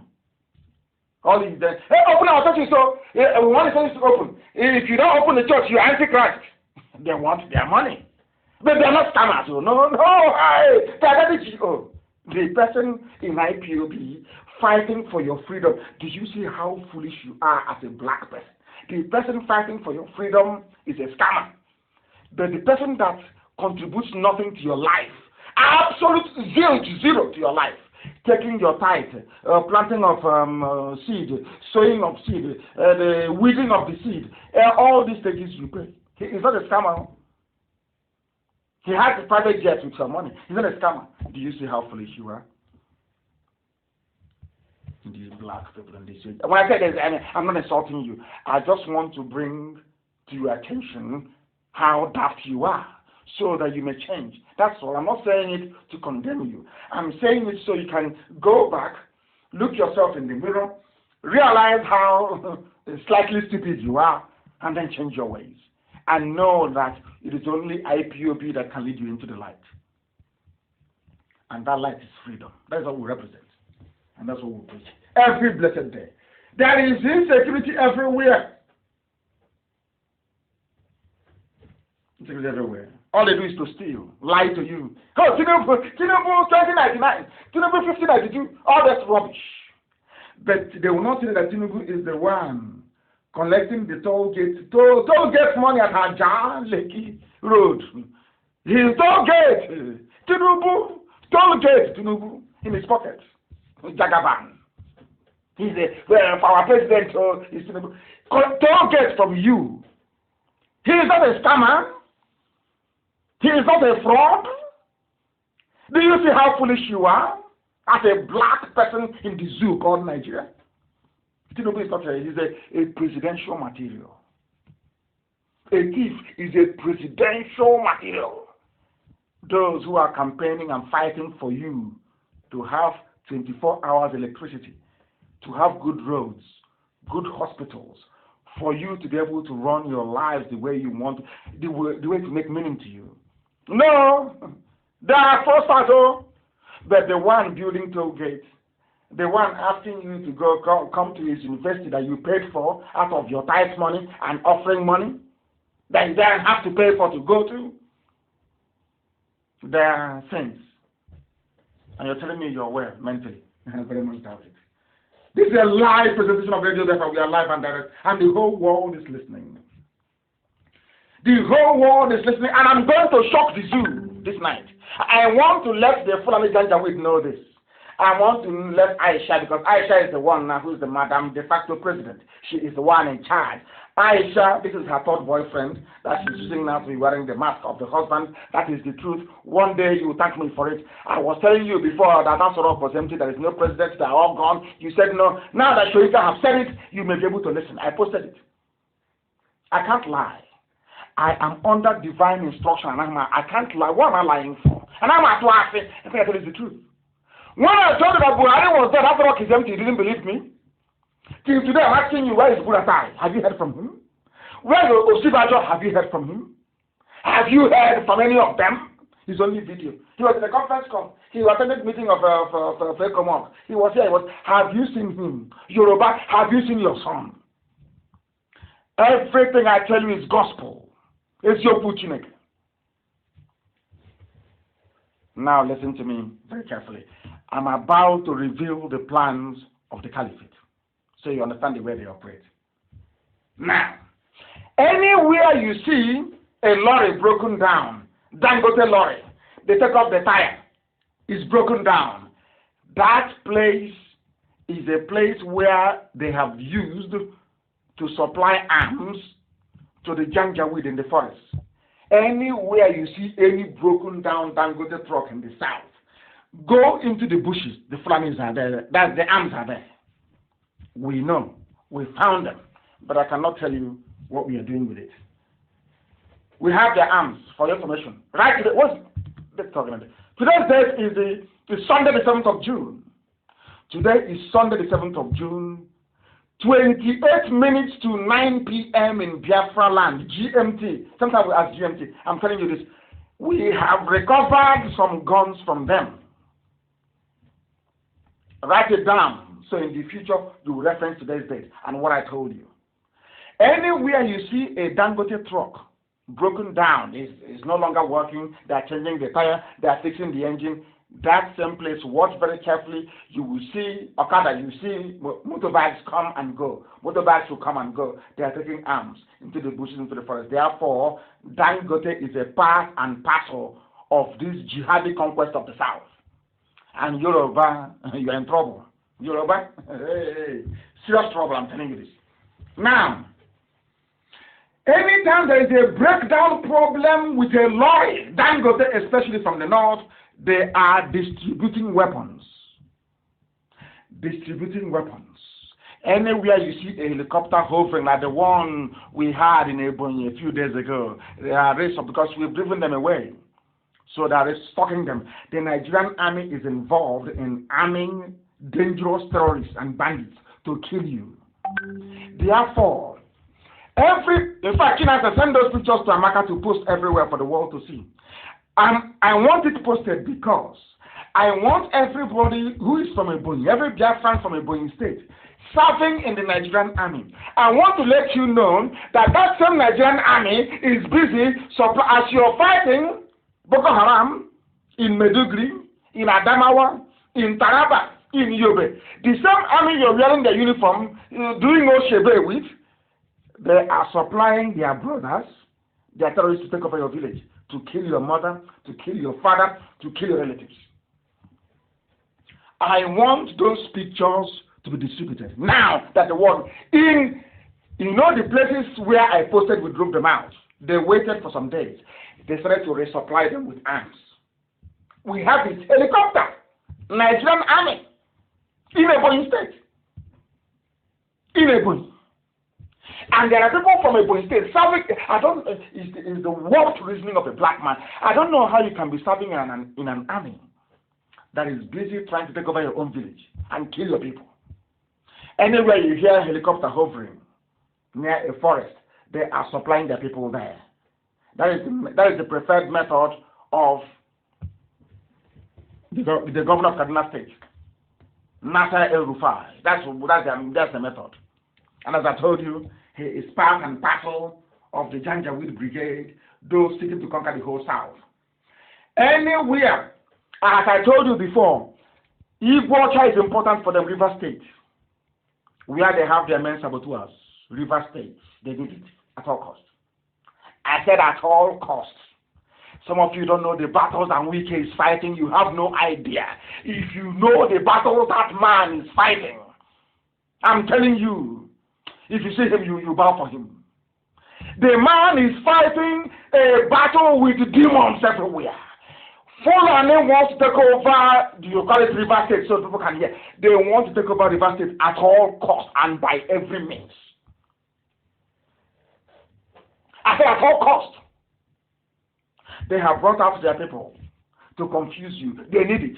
That was why they got that idiot to write. I said, Ibibia is not my happiness now is that people have now discovered where they come from. He didn't say Nigeria Delta. See how we killed off the whole Nigeria Delta nonsense. No longer Nigeria Delta. You know, it's we Nigeria Deltans. We have killed off that rubbish. Answer your name. What is your name? Ibibio. So we can know you. What is your name? Igbo. So we can know you when we are talking. What is your name? I'm a job. So we can know who you are when we're talking to you. They want water to go because they need the oil. They are very lazy, children of darkness. They don't go to work. They have nothing. For them to continue to have access to the oil and the oil revenue, they need to maintain their stranglehold on power. And the water is critical. Now you know. People are advising us. I spoke to a very high-ranking security officer, and they said every home must get a double barrel. I spoke to a high-ranking person in the army, a Hausa man. You won't believe it. After telling me how great they think what I'm doing is, that they couldn't, them as Hausas cannot believe that a Biafran can be fighting for them. A Hausa military officer is telling me this. Oh dear me. He said to me, tell your people everybody must go and get a double barrel because they are coming. Not that they're in the bushes already, they're going to pour out very soon. The more, you know what the man said to me? And I was stop pressing at me. You know what he said to me? The closer you get to revealing what is inside that rock, now people know. He said to me, now, he said before, when you were struggling all these years, you have not passed 60%. You know what he said to me? On Thursday, now, 65% of the people of the North now know that what you're saying is true. There is no longer. And I asked him pointedly, as an army officer, you are Hausa. Is there any Buhari in Asorok? He said no. There's no Buhari there. Hausa man. He said to me, it's very ironic. We are looking up to a Biafran now to save Hausa people. Oh dear. He said to me, go to the radio and tell your people, everybody must buy a double barrel and keep it with you when you're sleeping. Because they are coming. It's the plan of the government. And they are diverting your attention. Oh, we remember one, Igbo presidency, that presidency, go and register, join the political party. All diversionary things designed to take your eyes away from the threat and the danger, which is the front people in our bushes. They have come to take over our land. Listen very carefully. Those that said that the zoo is indivisible, has it not divided already by itself? That somebody can come, the same people making the argument that, oh, you cannot come out and say, oh, the presidency is your turn. The same people that when Jonathan was there, they kept saying, it's our turn, it's our turn, it's our turn. All of a sudden, they are now in power, like the Islamic Brotherhood always does. You know, the Islamic extremists, they always go to polls to go and win election. Once they get into power, they now tell you about Islam and Sharia, that there should be no election anymore. That's what they have done. They were clamoring every day. It's our turn. We are robbed with Yaradua. You must give us our mandate back. Let's complete our turn. From completing their turn, all of a sudden, they are now saying that all this rotational presidency, is it presidential limited? They are trying to be clever. For anything, they are smart. It is only Yoruba cowardice that is making Fulani feel they have power.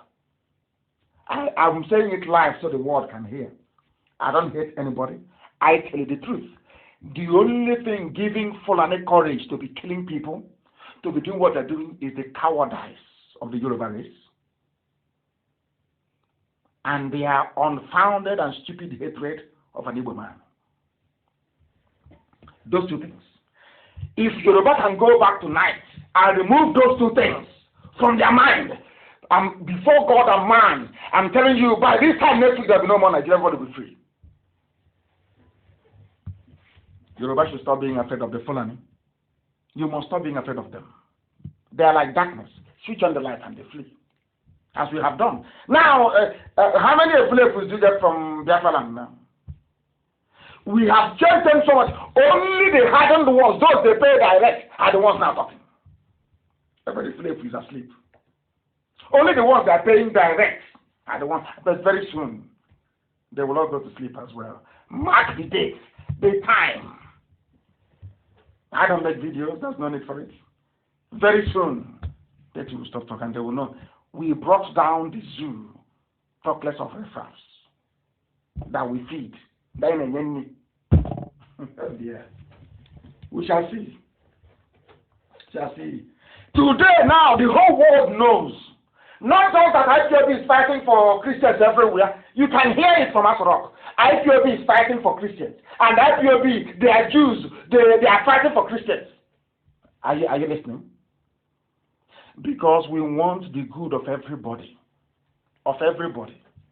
Of everybody. Now listen. You know that in Islam, you don't wear shoes to enter the mosque. We know that very well. Everybody knows that. Not even socks. You do ablution and you go in and you pray, you come out.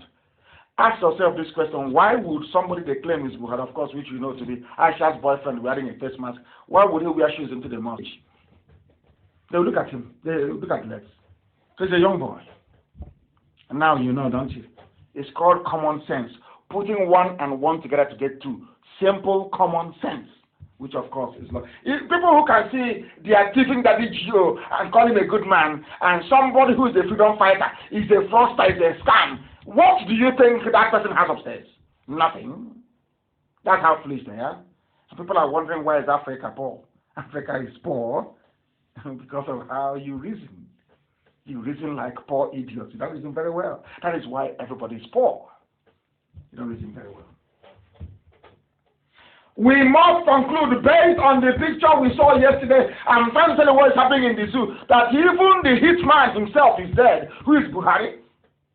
Though he's dead, they are carrying on the Janjaweed agenda. They're in a hurry. In so much hurry that the man with the mask couldn't even take off his shoes before he entered the mosque to go and pray. And he's sitting down on a chair. The old dead Buhari, even if he's dying, can never sit on a chair in the mosque. Never. Fulani is doing all this. It's called Takia. They want to deceive all of you just to remain in power. As the Archbishop said, that is what children of darkness does. That is their job. They need political power to wreak havoc. Is that happening in the zoo now? Deaths every day, killings everywhere. That is no longer news. And will BBC report it? They're talking about Africa, COVID-19. Will they report about the news of the dead or of people being slaughtered by the Fulanis?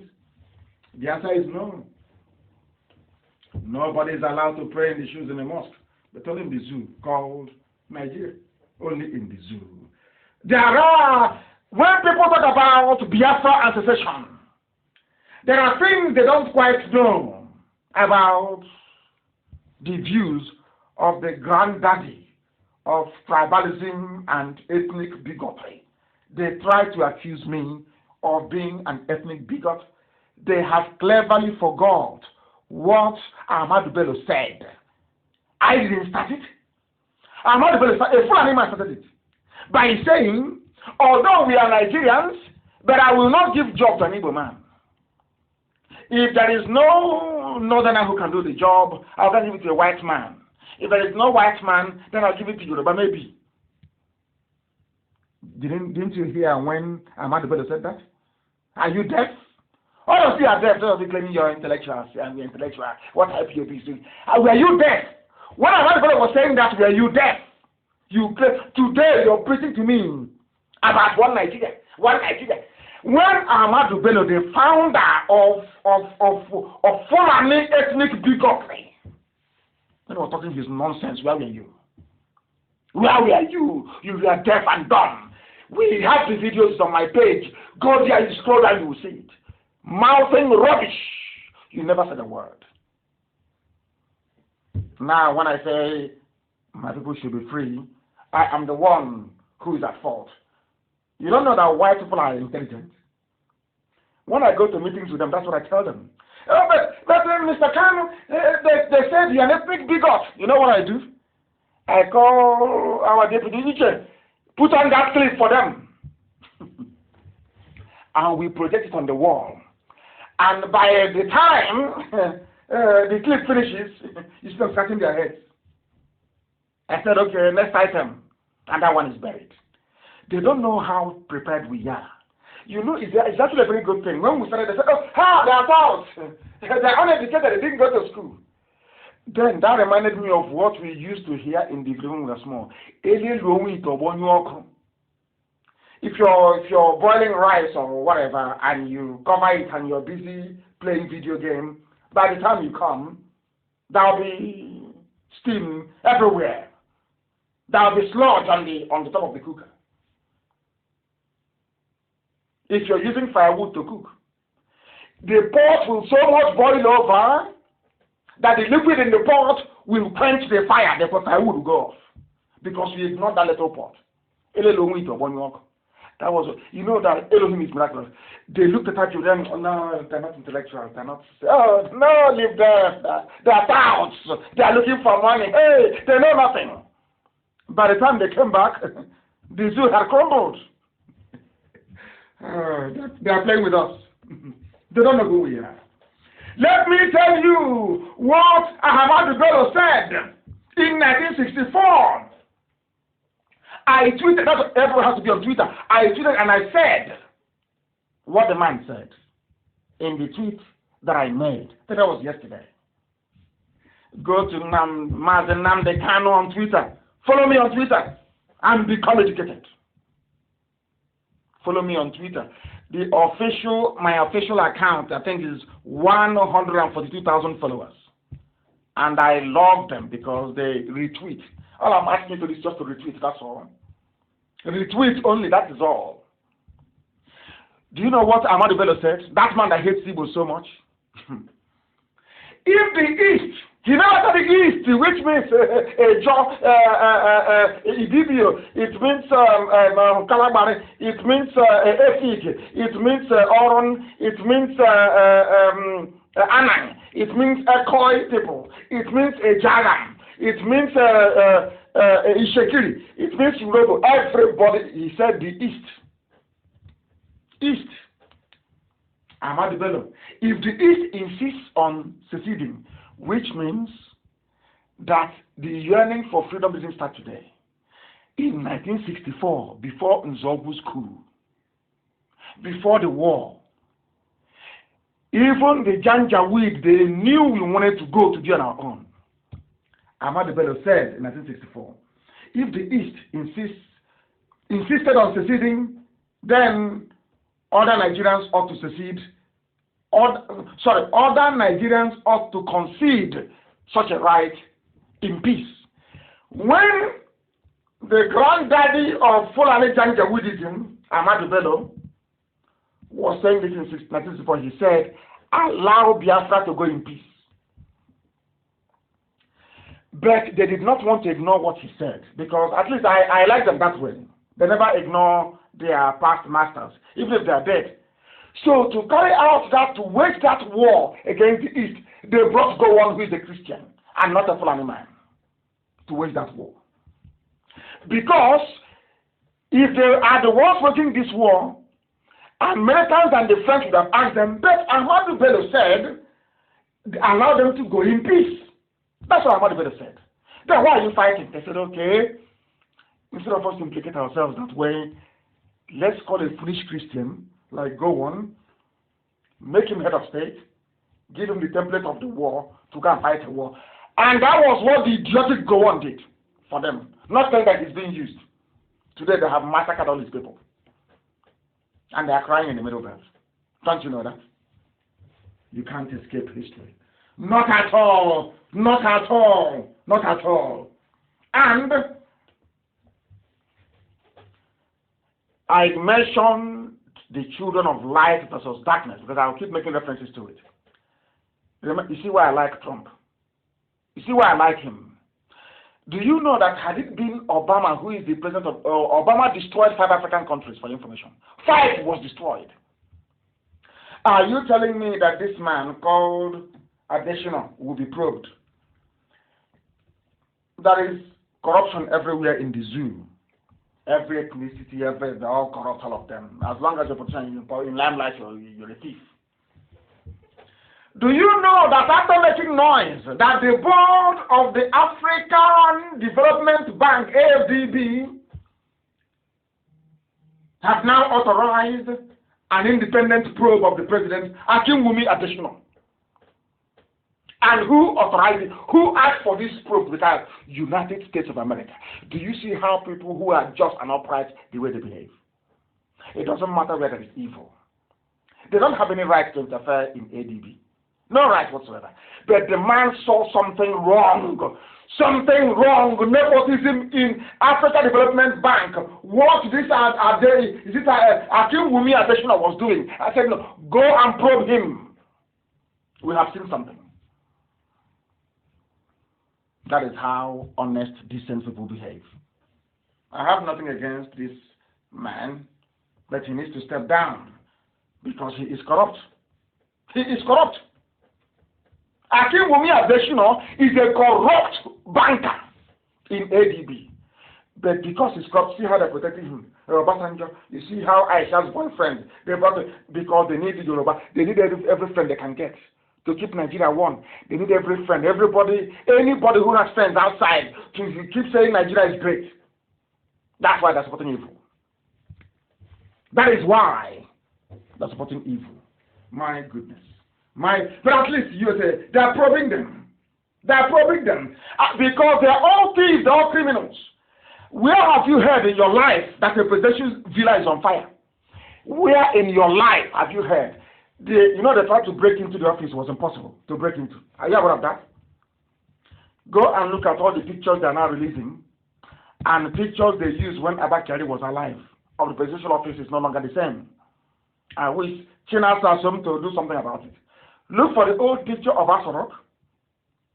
Look for the new picture of Asorok office, presidential office. It is no longer the same. That was why they said there is fire. So they can bring in bulldozer and knock the whole thing down and start again. Because they know I get my information from inside Asorok. They know I do. They know I do.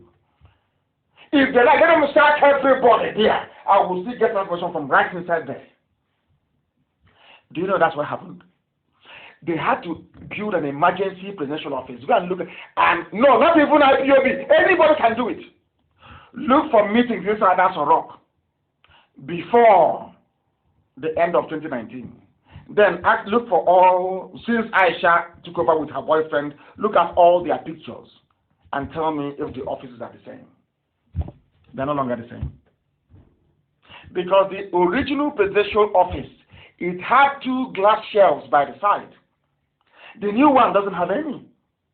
They had to do something to make you believe that is Asorok, the main office itself. The reason why they said there was fire is to allow the Chinese engineers to bring in heavy machinery. It's like taking away a bank's vault.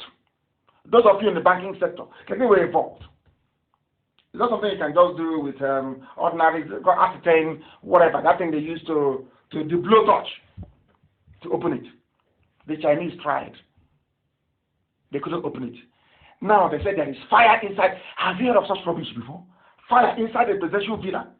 And sometimes I wonder what sort of God, what sort of God created Nigerian people? Who made you people that you cannot reason? Fire inside it, and people just dismiss it as if it's nothing. Unbelievable. Unbelievable. Somebody is asking news about Ambazonia. The news is not correct. It is not correct. From Ambazonia, it is not correct. I must say that as a fact, it is not correct. We have made our tests and I have spoken to the leadership. It is not correct. The news from Ambazonia is not correct. I have spoken to the leadership of the movement. I have spoken to them. Fire in Asorok. Where have you heard of that nonsense before? The same Garabashehu. Maybe they have reconciled with Aisha. If you start me, I'll tell the whole world what happened. They say, okay, come in. You know, this zoo, they operate on blackmail. That's the way they do it. On blackmail. I can see that some of my Yoruba brothers are crying and complaining about Akim Wumi of Africa. He is corrupt, he's a thief. And Trump called him out. Trump said, don't tell me that rubbish. Go and investigate him. And he's crying, and he'll be found guilty, of course. Because they can't ask for you to be investigated unless there is incontrovertible proof they've done something wrong. That is how it works in the financial sector. It's numbers and figures. That is the way we know. How we do it. Asorok is on fire. Are you aware? Central Bank fire. Accountant General's office on fire. Aso Rock on fire, and you people think everything is normal. You think everything is normal. This is why I call you zoo animals. That's why I call you zoo. Zoo people. Because you don't reason. Only animals reason the way that Nigerians do. They don't reason very well. Mind you, I said Nigerians, so I never insulted Oduduwa, Yoruba. I never insulted Biafrans. I never insulted Arewa. I said Nigeria. Please. So if you feel a Nigerian then, and you want to feel insulted, that's entirely up to you. You are liberty to do so. But there is nowhere in the world where a presidential villa is on fire. Go through your records. Go and check. How can there be fire? When there's fire extinguishers everywhere. For a fire to be reported, it has to be major. Common sense. Common sense. They think we don't know. They are now going to move in the heavy machinery. Oh, there was a fire yesterday. Shebi, you know, hear about them. Shebi, you know, see for channels. There was fire now. Madam said there's fire. To give them the cover they need to bring in the heavy equipment to break down the office that has Abakiari's and fingerprints. You have forgotten. It took them nearly 4 months when Buhari died to get Abakiari to access the office. Now Abakiari is dead. It will take them another 4 months to complete it. Watch and see now. They've tried and tried and tried. They now have to go and check the pictures. They now have to set up a temporary office of the president. This one now has curtains at the back. They think we are foolish. They don't know who we are. Yeah, we are miscreants, so by the way, don't forget. They've grown tired of the name miscreants. What they think is that they are scammers. They have lots of what to say. Completely and totally. They are now called scammers. That's the new phrase. Your daddy GO is not. Those looting and burning everywhere, they are not. Black, Mr. G. Black. We have come to switch on the light that your stupidity will flee. Very, very daft indeed. And you're wondering why you are suffering. We must do something. We are suffering. We are suffering too much in this country. Your stupidity is why you're suffering. Your brain, the stupidity programmed into your brain by nature is the reason why you are suffering. You are black. You are suffering the same way they're killing us in America. Are you telling me that had black people developed one slightly decent country in Africa, that whites will be killing you? How many Asians have they killed?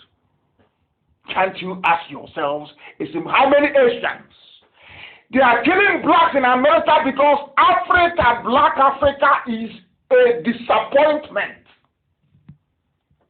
A disappointment. That is why they are killing blacks in America. Let me tell you. The time now has come to almost 9 p.m. Land of Biafra. I must preach. Elohim gave me a message, and that's exactly what I'm delivering this evening. A message that must be preached. Buhari is not in charge of Aso Rock, says Professor Soyinka. Soyinka said, well, my first reaction was, thank goodness that people like Omar spoke. He always hits the nail on the head. And then he continued, well, I'm appalled. I'm very sorry to say, I have been studying the trend over the past year and a half, and I believe this president is not in charge of this nation in so many aspects and directions. I am convinced he is not really and totally with it. There is no president. No longer Nnamdi Kanu IPOB is saying it, but Soyinka is saying it. Everybody is saying it. But because darkness is still in charge, that is why you are blind, you cannot see. And that light is what IPOB is switching on, so that you can see that Aso Rock is empty. Let me have a sip of water.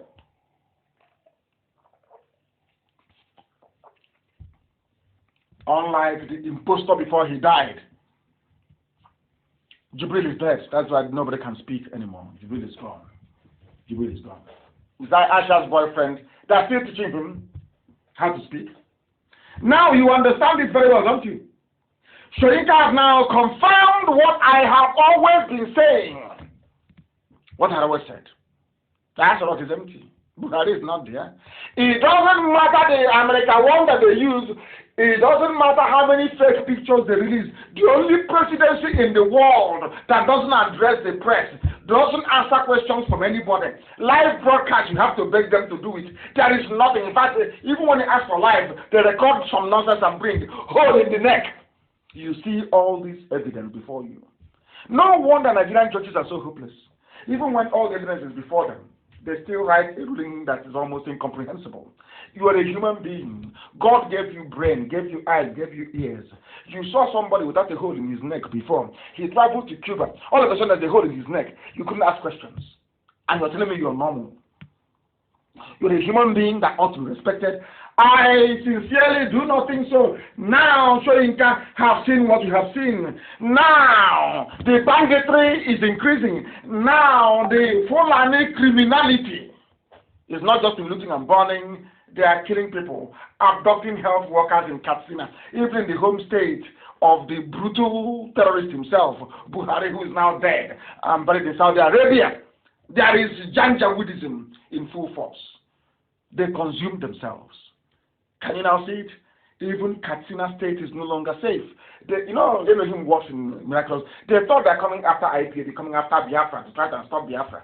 But that same cancer is eating them up. And everybody is now getting their own fair share, isn't it? Of corruption. You know that Janjaweedism is a form of corruption. That is why a country, somebody tells me he's an Igbo man. He's from Ejo, he's from Ibibio, and you claim you are part of one Nigeria, but they want a collected loan on your behalf, that the money they will use to, where they will get the money to repay the loan is from your land, yet you're not part of the beneficiary of it. And when you say you're marginalized, they say, oh, what do you mean by marginalization? But you went and you collected loan of 22.7 billion, yet there is no single allocation. Not one single allocation, not a single one for Biafran people. Not a single thing allocated to Biafra. Not one. Look at the pictures of the Janjaweed everywhere. Hey, where are they going to this night? Where are they going to? This is happening right now in Gariki, in Okunono, right now. IPOB intelligence on the ground right now. 7:35 p.m. this evening. Hey, they dropped them off this night at Gariki market. They are all carrying long bags. People are listening to this broadcast in Enugu. They are all carrying long bags. That is rifles and assault weapons in Gariki. The invasion is in full swing. This is live. I'm telling you what's happening right now on the ground. Right now on the ground. Right now on the ground. Unbelievable. The zoo is panicking. Right now, as I'm on air now, bro, the zoo is in turmoil. If your relative is working in ask them what's happening to Aisha right now. Ask anybody in Asrock you know. She's having seizures. As I'm talking to you, the information is still coming into my phone. As I'm looking at it right now, Aisha is having a panic attack right now in Asrock. That they are finished. And I told her she would go to jail. Write it down. Aisha Buhari will go to prison. She will go to prison. This is what we call high crimes. And this is the proper prison. Subversion of the will of the people. The highest crime anybody can commit anywhere in the world. That's what is happening. They can get away with it. That means you don't know IPAD now. You don't know who we are. Honestly, you don't know. You have no idea. The people are finished. You don't know how prepared we are. We came prepared, fortified to pursue righteousness because our hands are clean. Very clean. We are whiter than white and whiter than snow itself, unblemished. Isn't it very funny that those you feed are the ones turning around and saying that you're a scammer? The people you give food to. That's how demented some people are. Madness. Madness. You're a madman on the road and somebody gave you cloth, you're naked. And he came back and said, oh, that man there is naked though. But that was the man that gave you what you're wearing. Can you reason that through? Can you reason? You don't know who we are. Every flake is gone in our land. There will be total cleansing, sanitation, everyone will be clean and tidy. So that the world may know we are serious. That time is coming now. As I used to warn the zoo, I told them, and now it has said, hasn't it? Every sabo and traitor, one day I will announce on air, the time has come. You will beg. Then it will be too late. As it is now with the zoo. Prophet Ingila told them, negotiate now. Dialogue. And they said, no, we have Nigerian army is there. We have the army. We will crush them. The prophet said, dialogue now. No, we will crush them. We are going to crush them. Dialogue now. Because the time will come when you ask for dialogue and they will say, no, I saw Biafra in the spirit. Nnamdi Kanu is walking like a small pussycat, but behind him were lions and every wild beast you can think of. They never saw meaning into what he was saying. They have Nigerian army. Today, where is Buratai? Where is Abakir? Where is Buhari? Oh dear, so it's gone, completely gone. Your name Nigeria, you won't even answer. That name Nigeria, you cannot answer that name. You will see what will happen to you. That when I'm in Arasuku worshiping Elohim, any day I go to the temple to pray, wherever you are, you will say that man said it. You don't know? You don't know that, do you? We are preaching because, Hannah is crying at last, begging and crying. All the kids' money, the 22.7 billion, that's none for us to share. They want to share the money. That now they're crying. That thing that IPOB saw is from inside the bunker. Those of them on top of private jets couldn't see. It's only now that they're crying like little children. Crying like little kids. These are grown-up men. Crying to Janjaweed, begging Fulani, please give us some money. We are, you abandoned us. You don't have it. Whereas everything about the zoo comes from Biafra land. Every money they make is from Biafra land. Because they produce nothing and import everything. Finally, the Southeast lost out, which is the Biafra land, of course. And they couldn't do anything about it. They couldn't. They are writing. The South is finally lost out in the bid to be included. Can you imagine begging to be included in a budget in your own country? You claim it's Nigeria. You claim you are a Biafran. You claim you are an Igbo man. You are begging to be included in a budget that should be for everybody. You are begging. And after begging, you wake up the next day, you issue a statement saying, I'm a Nigerian. Can you see how, can you begin to comprehend how dark you are? Can you understand it now? After in your own, that means you have no pride, you have no shame, you have no honor, you have no dignity. They say we insult people. Why won't I insult you if you are this stupid? You have no shame. You have no shame. You are begging somebody to include you from something that person took from your land. Can you believe such? It is beyond comprehension. It is incomprehensible. That is how low you have reduced us. And the ocean. Let me catch you people one day holding a meeting outside. Both the old and the young. Then you're finished. Keep disgracing yourselves and not us. Keep on as Pandef writing letter. As also I heard an idiot. On Niger Delta we stand and eat fools. Forgetting that Okobo is Igbo land. But we are land, when people talk, I can't understand how people can reason backwards. Hey, our land, this Biafra, it may not work. Oh, because we see, we are landlocked. You are a trader in Sabongeri. You have not been home before in your life. What do you know about our land? So you don't know Popo is Igbo land. You don't know Ndoni is Igbo land. You don't know where those places are. Have you been there before?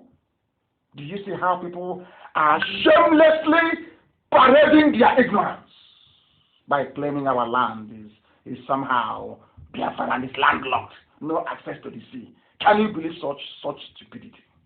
Coming from people that should know better. People that should know better. Opening their gob and pouring out rubbish. We have our facts and figures. They are now doing a movie for you in Asorok. In Asorok. It's happening. People are crying. They're everywhere. They are killing us. What are you doing? In fact, I've asked IPOB in the USA that the whole of USA, I keep talking about this defense fund, I love it. I will talk about it. That people did not contribute to it. The brain of a black man. He didn't contribute to something like the zoo. I call them those with the Janjaweed mentality. You see how they're taking all our resources. They sell our crude oil, sell everything from our land. They make budgets out of it and they exclude us. The same mindset that those of them asking for a defense fund are asking. You didn't contribute to it. You don't know what it's all about. You don't know the amount in there. You don't know the total. But you want to know. But every time I will tell about defense fund. Every time I broadcast about defense fund, that we'll keep talking about it. Black of the COG. I have now instructed IPOB in the USA to return the paltry $2,300 that all Biafrans in America contributed. If they don't take it, I will donate it to a charity in America. Their home is burning. The whole of America, the whole USA, to defend our land. $2,300. You have decor, all these idiots down there with stupid, empty, frivolous, as they say, empty barrels make the most noise. Empty. Or one. All these useless names. $2,300. And the fools asking us for a defense fund. They didn't contribute to it. Those are the $2,300. The whole of America. They'll be coming and speaking stupid American slang that will make a wine tapper in the village cringe. $2,300. Some said they're upset. I insulted them. I should turn it down a bit. Turn it down. If people are coming, the Fulanis are killing you. They take the oil from your land. They buy weapons to come and kill you. And you in America, the time has come to defend your land, and it is $2,300. The amount that each of you gives to your daddy GO every month in terms of tithe and offering. And you and your daddy GO is on this earth, not in heaven. To save yourselves, you cannot. That is how daft some of you are. I will talk about defense fund every day. I love it. I love it very, very much. They are coming. There is warning from everywhere. But how far can you keep on warning people to try and do that which is right? They brought in another bill. Do you know that the new policing nonsense they're bringing in, do you know what it's for? They want to take away the powers of the governors to be the chief security officer of their state. They are doing it because of weekend, because they cannot break in. Are you aware of that? They are doing all these nonsense. We want to reform the police, so they want to take away the powers from the governor and give it to a Fulani police commissioner. Some of you don't know, do you? Then we are this so that we know stupid. What we want, if they have any brain, is to call for a referendum. I can tell Aisha the process she can adopt. First thing, you set up elections by option A4 to elect delegates to go for the sovereign national conference that Shoyinka and the Tinubu fought for. Everybody have forgotten. You know that now there is money, there is toll gate money. Everybody is making cash now, so they've forgotten. Men without honor or principle. Aisha had a true option A4, which is actually in the Electoral Act. If you go there, you will see it. People say it's not in the Constitution because people don't understand the law. Any law made by the National House of Assembly becomes law. It becomes interpretable by the courts. It becomes part and parcel. Therefore, you just don't have to look in the Constitution for something. You also look at the statutes. It is simple common sense.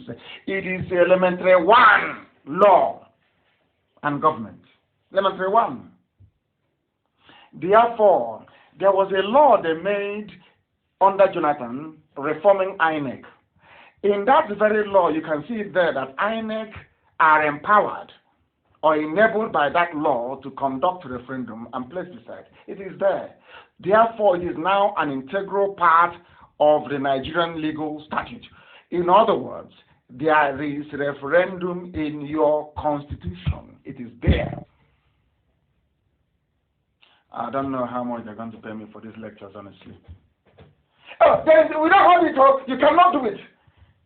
So, if you're going by only the laws in the Constitution, that means there is no need for the National Assembly. What are they there for? They are there to make laws. So you don't even know. Some of you don't even know that the duty of National Assembly is not just to go and share money. Their job is not just to go and be sharing money. Their job is to make what is called laws. And that any law that comes out of National Assembly becomes binding unless it contravenes the Constitution. And in that law that they made, somebody should look for it, please.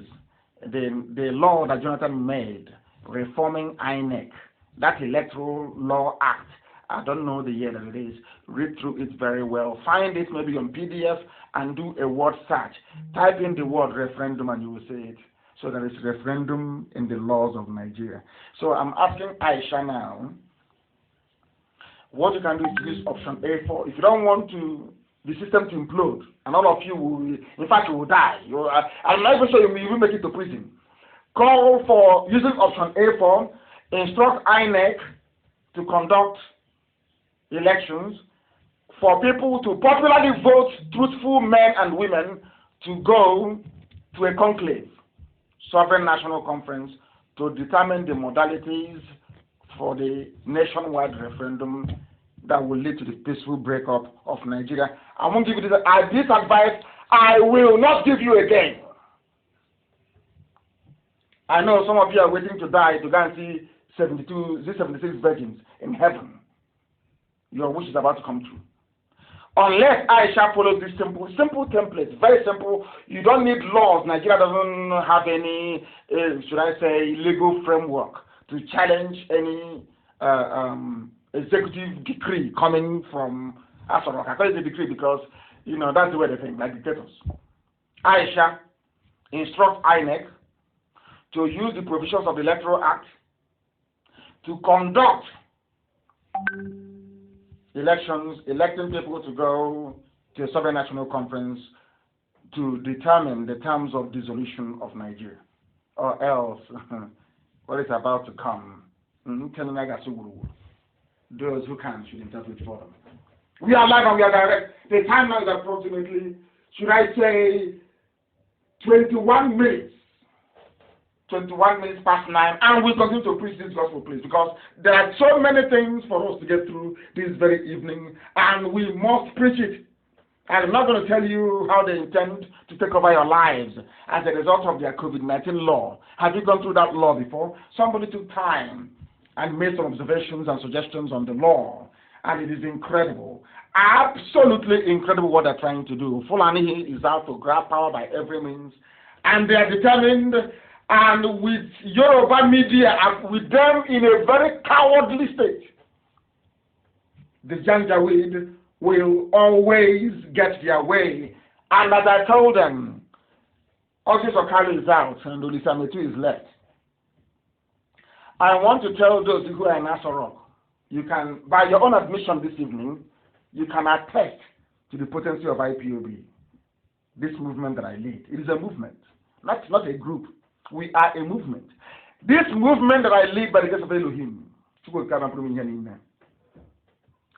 this movement that I lead, according or going by your own admission this evening, we are very, very formidable. I thank you for releasing Audios Okalo. I know it's a thing of shame because I hastily came on air and I wrote on my page that Audios Okalo is free. Because of that, we need to show the world that Nnamdi Kanu doesn't run Nigeria. You do. So you held him for more weeks. I understand. That's why I didn't say anything. It's about shame. You don't want them to know that we have all it takes. So out of shame, you decided to somehow, play your game and delay him for some time. But thank you all the same for releasing Audios Okalo. I have one more person remaining. His name is Olisametu, and you must release him. You must, and I'm going to tell you why you must release him. Do you see what is happening to Adewumi Adeshina of Africa Development? That's the child's play compared to what all of you are going to face, including the very mouthy and largely incoherent Issa Funtua. All of you are in a deep mess. They signed an executive order just a few days ago. All of you trying to overthrow Trump, you're wasting your time. He'll still be there for your information because God is in control. You're wasting your time. People are not that stupid. Democrats can bring out everybody on the streets. We are not daft. We know that Trump is a good president for black people only if you have brain. You will understand. If you don't, you just be like before. Obama was there for 8 years. What did he do? How many blacks were killed under Obama? How many blacks were killed? How many lives did Obama destroy in Africa? Obama gave you Buhari. Obama killed Gaddafi. How many? What did he do as a black president in America? People should go and sit down somewhere. Let's continue. My favorite man from the north is Bishop Coker. I like him. He speaks the truth. You know what he said? Nigeria is full of... I am saying this because of Olisametu that you're holding in Kuje prison.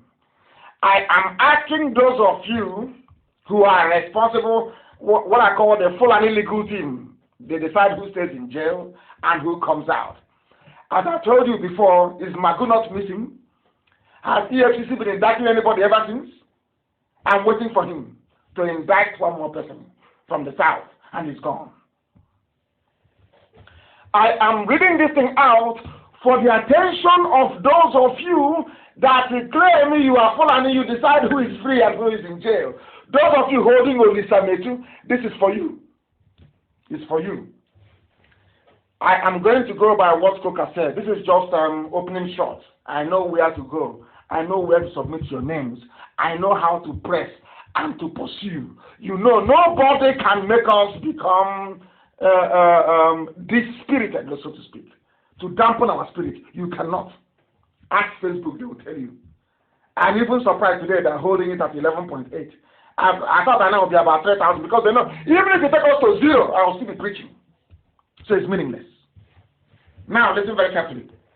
Fulani, those holding Olisametu, you must release him. M-U-S-T, must. And I'm warning you because of this. Bishop, another Catholic bishop. I don't know why there is this thing about Catholic bishops. They always speak the truth. Maybe because they don't have any woman sleeping with them at night. So they are very pure and clean and clear. They can see straight. The bishop of the Catholic Diocese of Sokoto, Matthew Hassan Coker, have just said that Nigeria is full of political thieves. Full of, all of them, all of them are all criminals, all of them. They are the ones calling us scammers. Because we are fighting for freedom, we are scammers. Those of them who are stealing they are political leaders. I know every blessed day they buy laptop and they buy mobile phone for those who are hung. You know, black people, children of darkness, to harvest them, to be attacking us, and I love it. Do you know that every publicity is good publicity? Are you aware of that? When you write good thing about IPOB and Nnamdi Kanu, when you write bad, it's all the same. It is called name propagation. So it's good. At least if they don't know us by something good, they'll know us by something bad. And by the time, as some of them are doing tonight, listening to me, they'll say, oh, I never knew he was like this. Oh, such an upright man. So that is why anything, I welcome everything people say. I love it. Because it makes our name go very far. And by the time people come closer to us, they will know what we're made of. And then they fall in love with us. That's what happens. That is why we are the largest mass movement in the whole world by now. Martin Coker said they are all thieves, janja weed everywhere, from everywhere. But they are holding Oli Sametu. Why are you holding Oli Sametu? I have asked before. The person that stole 13.9 billion meant for Asorok is not in prison. The people that stole all the money from NNPC, they are not in prison. And you know the funniest thing? Who is the petroleum minister, I asked? I am just warning. Aisha, are you listening? Who is the petroleum minister? It was your husband before he died. It was Abba Kyari before he died. Now you are the de facto president. You are the petroleum minister. Is that correct? Substantive petroleum minister you are. That means that NNPC comes under your remit, under your control. That means that you must have known about all the money missing in NNPC. Chain of command, chain of responsibility and accountability. You are in charge as the president, minister for petroleum. You are in charge of NNPC. It comes under your department that you manage, your portfolio. Are you telling me that you didn't know about this missing money? It's either you resign that you didn't know about it, or you call out the names of those who are indicted. Aisha Buhari also want to remind you that you have a pending investigation with Halliburton, bribery scandal. That is why you cannot travel to the U.S. Do you see why you must release Oli Sametu? Because I will push all these things to an extent that you will be shocked how far we can go. You must release Oli Sametu. You must release him. I thank you for releasing Audios of Carlo. Yes, Oli Sametu must come out. There should be no Biafran in your jail until all of you criminals from Fulani, until you go to prison. All of you rogues. Now, when I say things that I say according to Coca, they are based on my Christian beliefs. No part of this country has produced the head of state as the North has done. The North is still insisting on holding on to power. This is the Northerners saying this. Yet it lacks the capacity to translate power into meaningful and useful impact on the lives of even its immediate constituency. Big grammar, yes, but I'll tell you. Coca is saying that Fulani always wants power. We want power. They don't know what to do with it, only to lose. That's what a Northerner, that is what a Hausa Christian is telling his Fulani compatriots, or compatriots, I should say. Are you listening? This is the level of decay and corruption in the zoo called Nigeria, that they loot and they burn ministries. And the man that was given 400 million, that is not up to IPOB budget in a year. Go and calculate it. Every month we spend between $110,000 to $120,000. IPOB we spend. That is why Asorok is shaking. We are paying people to do the work they're supposed to do. Because they don't want you to give us money to do it. That is why they call us scammers, they call us thieves, because they want to poison your mind. They are the children of darkness. Once they poison your mind, and you stop contributing to IPOB, we will stop making the type of impact that led them to issue their press release. Now you understand it. Now you understand it. Coca is saying that they're all criminals. Every Fulani head of state, including the dead Buhari, Abakiyari, and now Aisha, they are all thieves. They don't know what, all they do is they want power. They don't know what to do with it. The only people encouraging them are Yoruba journalists. I swear to God, I shouldn't be swearing, my goodness. Forgive me.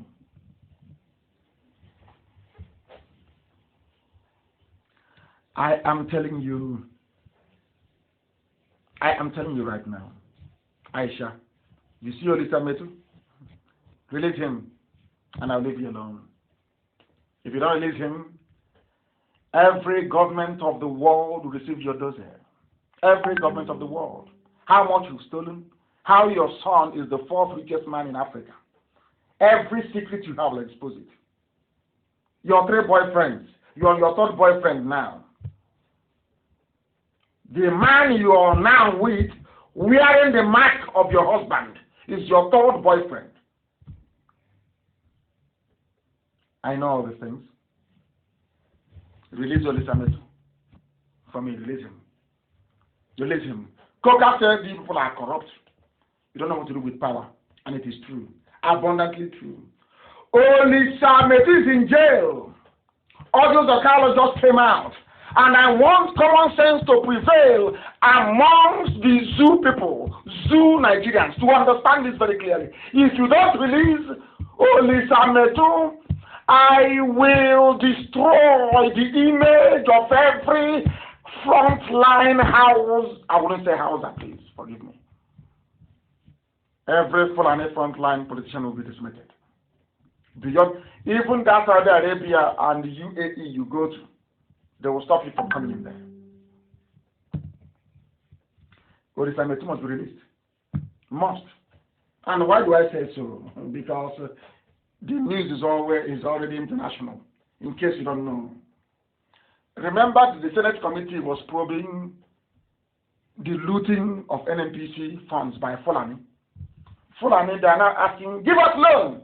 Give us loan. China, World Bank, IMF, give us loan. But nobody from IMF asked the Fulani, as the Senate did many years ago. The 2.2 billion.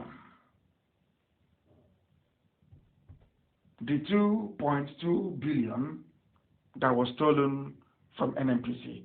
Who stole this money from NNPC? Fulani. Who is the Minister of Petroleum? Fulani. Who is the chairman of NNPC board? Fulani. Who is the group managing director of NNPC? Fulani. So, if you people are upright as you claim, well, corruption, how come this is not anybody? How come your own Senate that you control? How come $2.2 billion is missing? This is just a teaser of what is to come. Don't allow me to open up. I have the dose. I have it. Fulani, you claim Buhari is in power. Petroleum Minister. He's in charge of NNPC. Let me tell you the report by Reuters. Because Trump has just signed the executive order a few days ago. And that I am going to write, I will instruct our people, our consultants in Washington, we are going to write to the State Department and to Trump, again, reminding him of the amount you stole from NNPC. And we want to know the justification why Fulani will go and steal 2.2 billion illegally withdrawn. And then you have the temerity to ask World Bank for COVID-19 loan. COVID-19 loan. But you stole money. I am asking Fulani, I am asking Aisha, Magu, every Fulani kleptomaniac. Oh my God.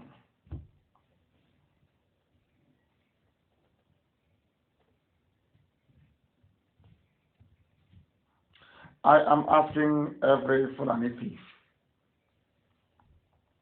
where is the 2.2 billion dollars you withdrew illegally from NNPC account? Where is the money? Aisha, you are now the president minister. Where is the money? Your what's his name? November 15, 2018. It was Abakari who was in charge then. Where is the money? The money was stolen between 2016 to 2018. Central Bank, you see this boy, what's his name? Central Bank governor, MFL. You go to prison. You are an Igbo man. You go to jail. MFL, between 2016 and 2018, NNPC withdrew $2.2 billion. Where is the money? They withdrew the money from Central Bank. Where is that money? Emefele, where is the money? Aisha, where is the money? Abakari's family, where is the money? Isa Funtua, as a cabal member, where is the money? Isa Nda, where is the money? Mama Ndaora, where is this 2.2 billion? You think you are dealing with fools. Do we look like Yoruba journalists to you? People you can intimidate? Do we look like Yoruba journalists you can drive fear into them? Because you took protest from them, they are shaking, they cannot fight back.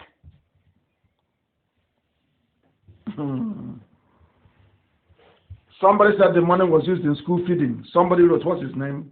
Who wrote this? His name is Possible Banks. I don't know. That name is a bit funny. He wrote very well. Maybe they used it for school feeding. 2.2 billion. Bring out the calculator. How much did what's his name? How much did Elizabeth steal? You claim he stole money. The money that PDP gave him to run a campaign, you claim he stole it. Because he was the first person to challenge Buhari in 2015. He was riding as an opposition, as he should, against Buhari. He got somebody called Abank to lock him up, to jail him. But your own thieves, they are world leaders, they are elder statesmen. And Olisa Metu that took money to go and run a campaign is in prison. But you criminals are free, walking up and down with 2.2 billion from NNPC. That is the number one money they stole. Many more is coming. Many more is coming. Many more is coming. Oh, my goodness. My goodness. I am so happy. Others may keep quiet, but I will not. The law of natural justice demands that Olisa Metu should be set free. I know it may be hard because many of you may not like the world to know that Nnamdi is asking for something and you're doing it. Look, I won't talk about it again. No? If you're prepared to bring him out, use whatever style.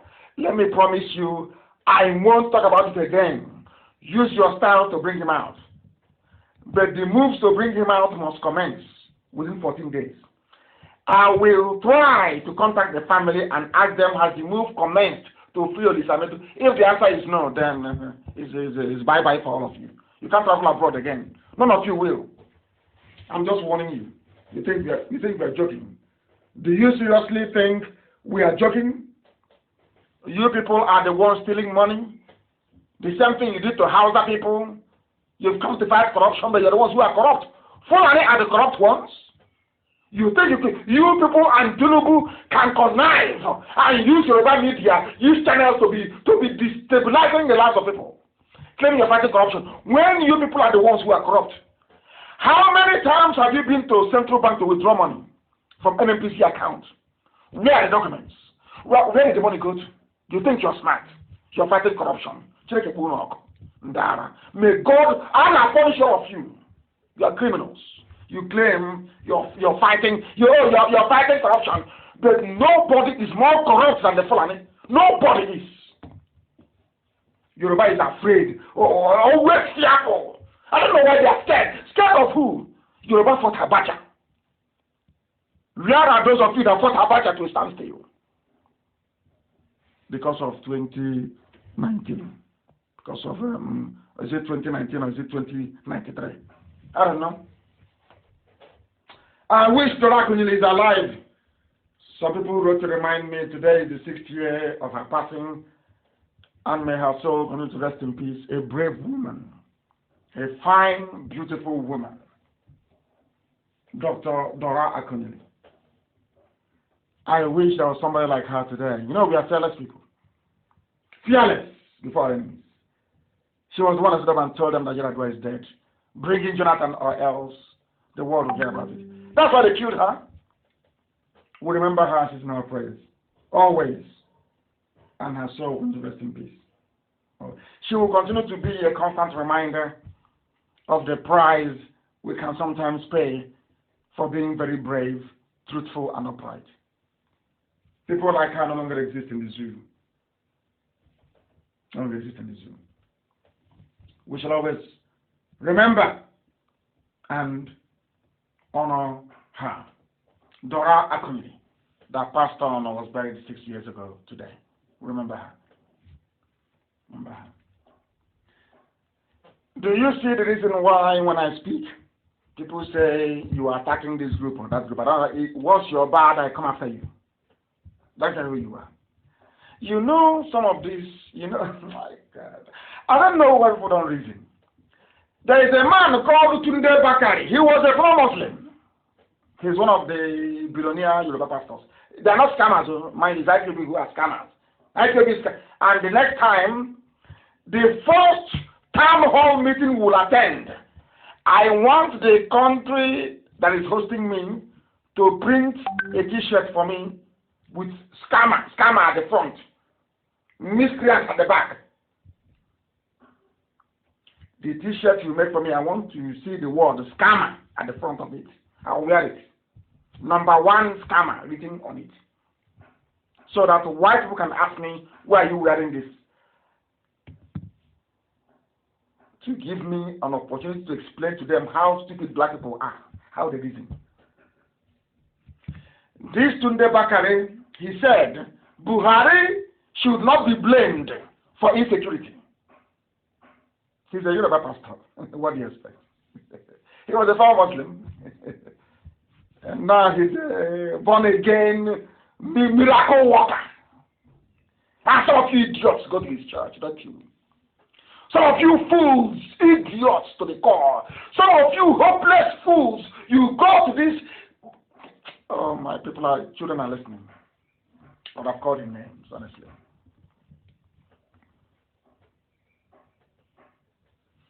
Trash. Former Muslim. Trash. The greatest Yahoo in the world is Yoruba Pentecostalism. The greatest Yahoo you have. As a former Muslim, a pastor is so-called minister of God. Look at the garbage. Can you compare this, what this fool is saying, with what Bishop Coker said? With what that Archbishop said? They wrote to Trump. Pentecostalism. Praise the Lord, hallelujah. Praise the Lord. We are going for Saturday night. We are going to a mountain on the shadow. Idiots. Keep deceiving yourselves.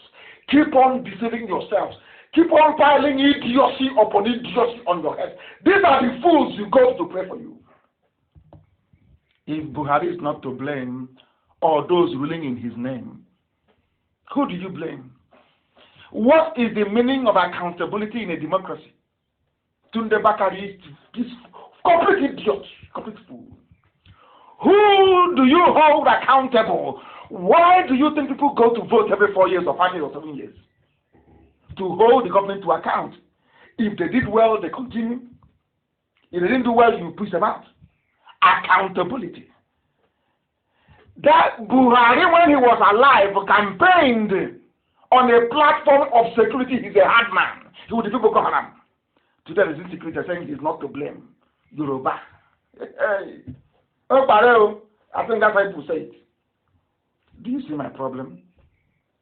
How can this man come from the same race that produced Fela, that produced Danny Pham?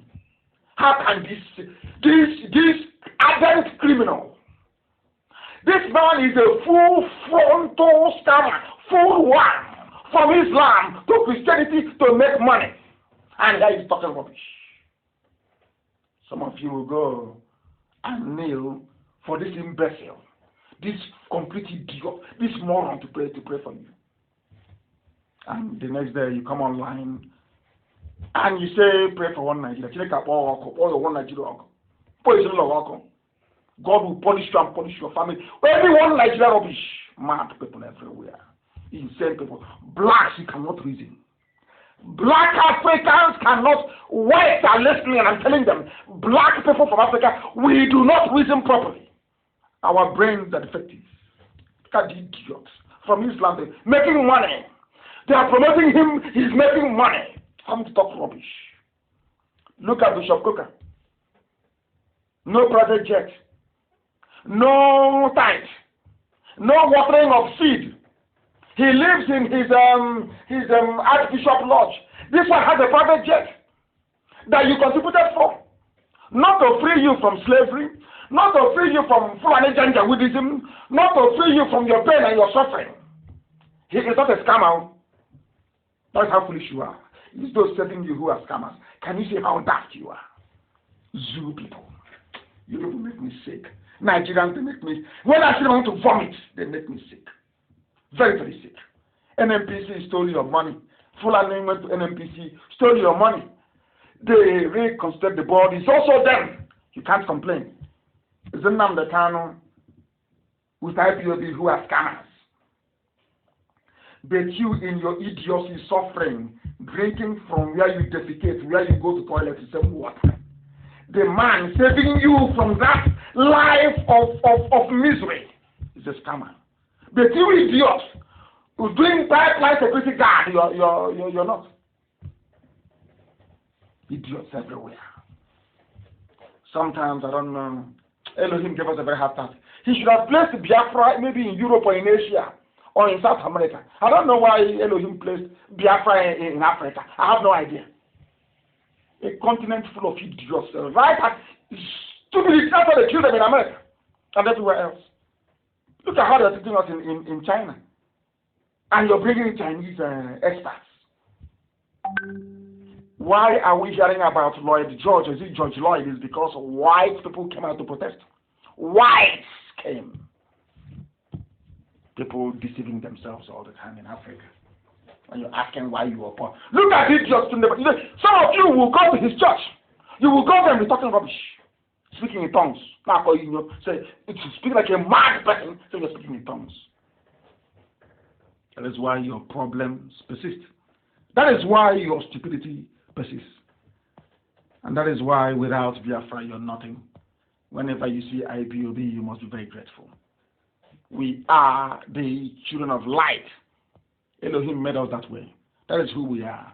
And that is how we are. And that is why we are ruthlessly successful. To the point that, they will say, oh, if we talk about them now, it will be as if but the heat is too much. They must talk now. The heat can carry excess. Oh, he's ranting. He is ranting. And some of you are writing as if he's paining you. That man who is ranting is pushing the zoo to the point whereby the zoo, the government of Nigeria is issuing a press statement. What does that tell you? What does that tell you about the potency of those who are ranting? Those scammers. What does that tell you? And rant as well, please. Don't forget ranter, scammer, ranter, and miscreants, please. I need a t-shirt with all those names on it. So when I'm talking and I'm walking about, you'll be seeing it properly. It will remind you of your stupidity as a black man, your hopelessness and your idiocy right in front of you because you cannot reason. That rebellion, mad people everywhere. Live on the cemetery there now. In 2 weeks, I'll call the family. Ask them how far. They say he's still there. They will unleash Shamaki. And you see what it feels like. Yeah, we are Biafrans, so we don't want anything to do with your Nigeria. Take your Nigeria to hell with you. We don't need it. We don't want it. Take your zoo and go with you. People are daft. So daft. And I don't want to be in a country with foolish people who cannot reason. in Biafra land. If you go and withdraw money, that won't even happen. In Biafra land, do you know what it's going to look like? Every contract above the value of $150,000 equivalent in Biafran currency will be subject to a journal publication. You know what that means? It will be advertised publicly for people to tender for it. And every hearing about a public works program tender will be held in public. We have it now. That's why we went to school. We have everything up here. Once we unleash it, everything about when. Once we unleash our process to freedom, I'm telling you, Hausa will be writing me and begging to join Biafra. Write today's date down. Hausa will beg me to join Biafra. We're going to build something that will make the whole world to marvel. That the world may know that there are intelligent people who are black in Africa. That's what we want to do. Next time you will know. The thing, we're not age mates, we're not in the same league. Biafrans and Fulani, we are not in the same league. Not at all. 21st century. You're still moving cattle from place to place, looking for water, looking for grass. You're not ashamed. You go to world council, you go to meetings with diplomats all over the world. You are unashamedly. You see, I said, it's a clash between farmers. We are our migratory route from 1904. You're not ashamed of yourself. 21st century. You're moving cattle from place to place. 21st century. You are not ashamed to come out to say it in public. God forbid you people. God forbid you people. Release your Islam or else there will be no peace for the wicked. One slave who has written, says, as I said before, he said, no, he was responding to the moron that wrote about Akwa Ibom. Who doesn't know anything about Akwa Ibom? He doesn't even know the Igbo community in Akwa Ibom. He doesn't know. Has no idea. Hey, if you have something in common with the Biafra, and immediately, premium times, 400 people they carried it. Immediately, reports they carried it. Agents of darkness, children of darkness. Upon all, they could have just gone to my page and seen the whole thing I wrote. Do you know they have a Konko in Ibibio? Do you know they have a in Ibibio? You say we have nothing in common? Where did Abreba people come from, or some of them out of you? Where? I'm asking you. We have nothing in common, but your mother ties two-piece wrapper. So does your wife. So did my mother. So does my wife. Yet you come out and you talk rubbish. You come out and you talk rubbish. Oh dear. And they will write on the right. Okay, can't you see? And the idiot writing this nonsense, and what's his name, and the fools publishing, they are doing it because they want to retain access to oil. The fool in Abuja writing doesn't know that. He doesn't know. They are going, go, you are Niger Delta. Don't agree. You are Niger Delta. Say no to Biafra. Because they need constant access to the oil in our land. And some of them foolishly agree, come out and make videos looking like expired pork in a supermarket where there is no light. This is Radio Biafra live and direct, and the whole world is listening. Live, Facebook reduce the number now. All of a sudden, they no longer want to reduce it now to 0. Why are you leaving it at over 10,000? Bring it down to 1,000, and see if you can make me feel bad, and I will stop. Once you do it, I will be here till 12 midnight. Mad people, they are playing with us. Now they know now. We are very serious, and they will no longer joking. If you don't like the truth I'm preaching, then that means the devil dwells inside you. You must understand. If your hands are clean, then believe you me, you have absolutely nothing to be afraid of. We are here to release everybody from bondage. I said everybody, even some Fulani, we are here to save everybody. Everybody. We are not leaving anyone behind. Everyone must be free. Kanu, you will be free. Bachama, you will be free. Everybody will be free. You decide what you want to do. If you want to go and become a country with people from Kanu, you vote, you go and join them. Also, Alaska is in Canada, very close to Russia, but they're part of USA. Why can't people understand? Yoruba, be on your own. If you want to form an alliance with the people from Adamawa, you form with them. Let people decide. Let the people. That is the essence of democracy. Allow the people to decide. That's all. We are actually the true Democrats, not those people talking rubbish from everywhere, talking nonsense from everywhere. We are live and we are direct, and the whole world is, of course, listening to us. And beware of those that come to you to ask you to make peace with the Janjaweed. Beware. Beware. Please beware. You know, if you fail to learn from history, then you're finished. What some of you are suggesting and writing to me about, the Yorubas tried it, and they failed, and their land was conquered. I've told you that before. Very, very important. You go back to history and understand what a minority of you are pleading for to happen. Every time they tell you, let's move Nigeria forward, let's move it forward, they open their borders in the north. Fighters are coming in, killers are coming in, to the extent that they can no longer hold it. That a governor from the north, Nnamdi from Kanu, is now saying, close the borders. But our borders in the south has been locked for how many years now? Yoruba media cannot see it to right. That is what I find astonishing. Quite astonishing. So is this the extent of Fulani stranglehold on everybody in Nigeria that you see the truth you can no longer speak? That thing they did to Hausa, how many of them? They managed to do to all of you. People driving cattle from place to place. You know that thing in the Bible, the first shall be the last. That's what is happening. And the last will be the first. People that came last. Recent migrants, less than 200 years old. Look at what I bring to all of you. And you're falling apart, all of you. There was something I came across. Some of you may have seen it before. That is what I'm going to close the program with today.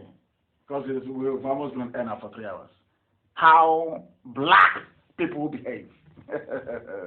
Black and white. And I want to let the whole world know what they do, the way they defeat us. Because we are foolish. I want to show you. Listen very carefully, please. Listen. I've heard of this, but black people seem to really struggle with this one. You just don't seem to get it. Listen. You would rather fight against each other instead of your enemies. Listen. A white cartoon, is a white man saying, blacks would rather fight against each other than fight their enemies. Yorubas are suffering. People from the Middle Belt, they are suffering. Everyone is suffering. But they are busy fighting IPOB, trying to save all of them, than to fight the real enemy, which is Fulani Janjaweedism. What, even in America, they know. I want to tell you the brain of a black person. That is why if you come to IPOB with the brain of a useless African man, by the time we finish on you, you start living like a human being. We sanitize and cleanse your brain. Listen. This is bad business and you will never get true freedom doing things this way. You can't get freedom. Instead, do what we did to gain power. We divided and conquered entire countries based on their differences. They divide, they conquer you based on your difference. When somebody comes to you and says, oh, you are Niger Delta, you're not Biafran, they are trying to divide you to conquer you. When they say the BBO has something to do with Igbo, they are trying to divide you to conquer you. When they say a Jaw has something in common, a Jaw, you must be free, we are a Jaw, we are a zone, we stay on our own, they want to divide you and conquer you. They did the same thing to Ogoni. They told Cancer, where you are different, you can do it, you are not Igbo. Once they isolated him, they killed him. If you cannot learn from history, who can you learn from? While holding true to our similarities. I am white. They hold, this is the template of the Fulani.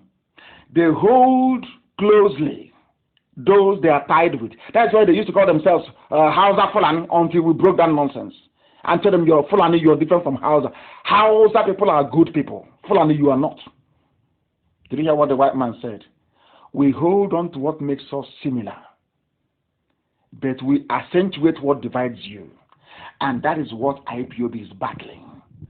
We want to stop them from dividing us, because together we are stronger, together we are one. Not that one may rule over the other, no. We go back to the mosaic structure we had before. Be on your own, take care of your land and the resources within it. That is all. Who can argue with that? Only fools. But fortunately for us, we are IPOB and we are not. And I must thank you very much this very evening for having listened to this very 3-hour edition of Radio Biafra. I will call it special program. I thank all of you for listening this very evening. And also, maybe those at Facebook this evening, maybe they're sleeping. maybe they're not Yoruba, they're sleeping. I must proclaim unequivocally, without fear nor favor, and assuredly, as one who worships the Most High, that Biafra is our religion. Even our enemies know they know this as well. And here on Radio Biafra is where we worship, because Elohim Chukwu Okike Abiama pụrụ ihe niile is our God. And from me, from here, with all the love in my heart, to all of you, both friends and foes alike, I say good evening.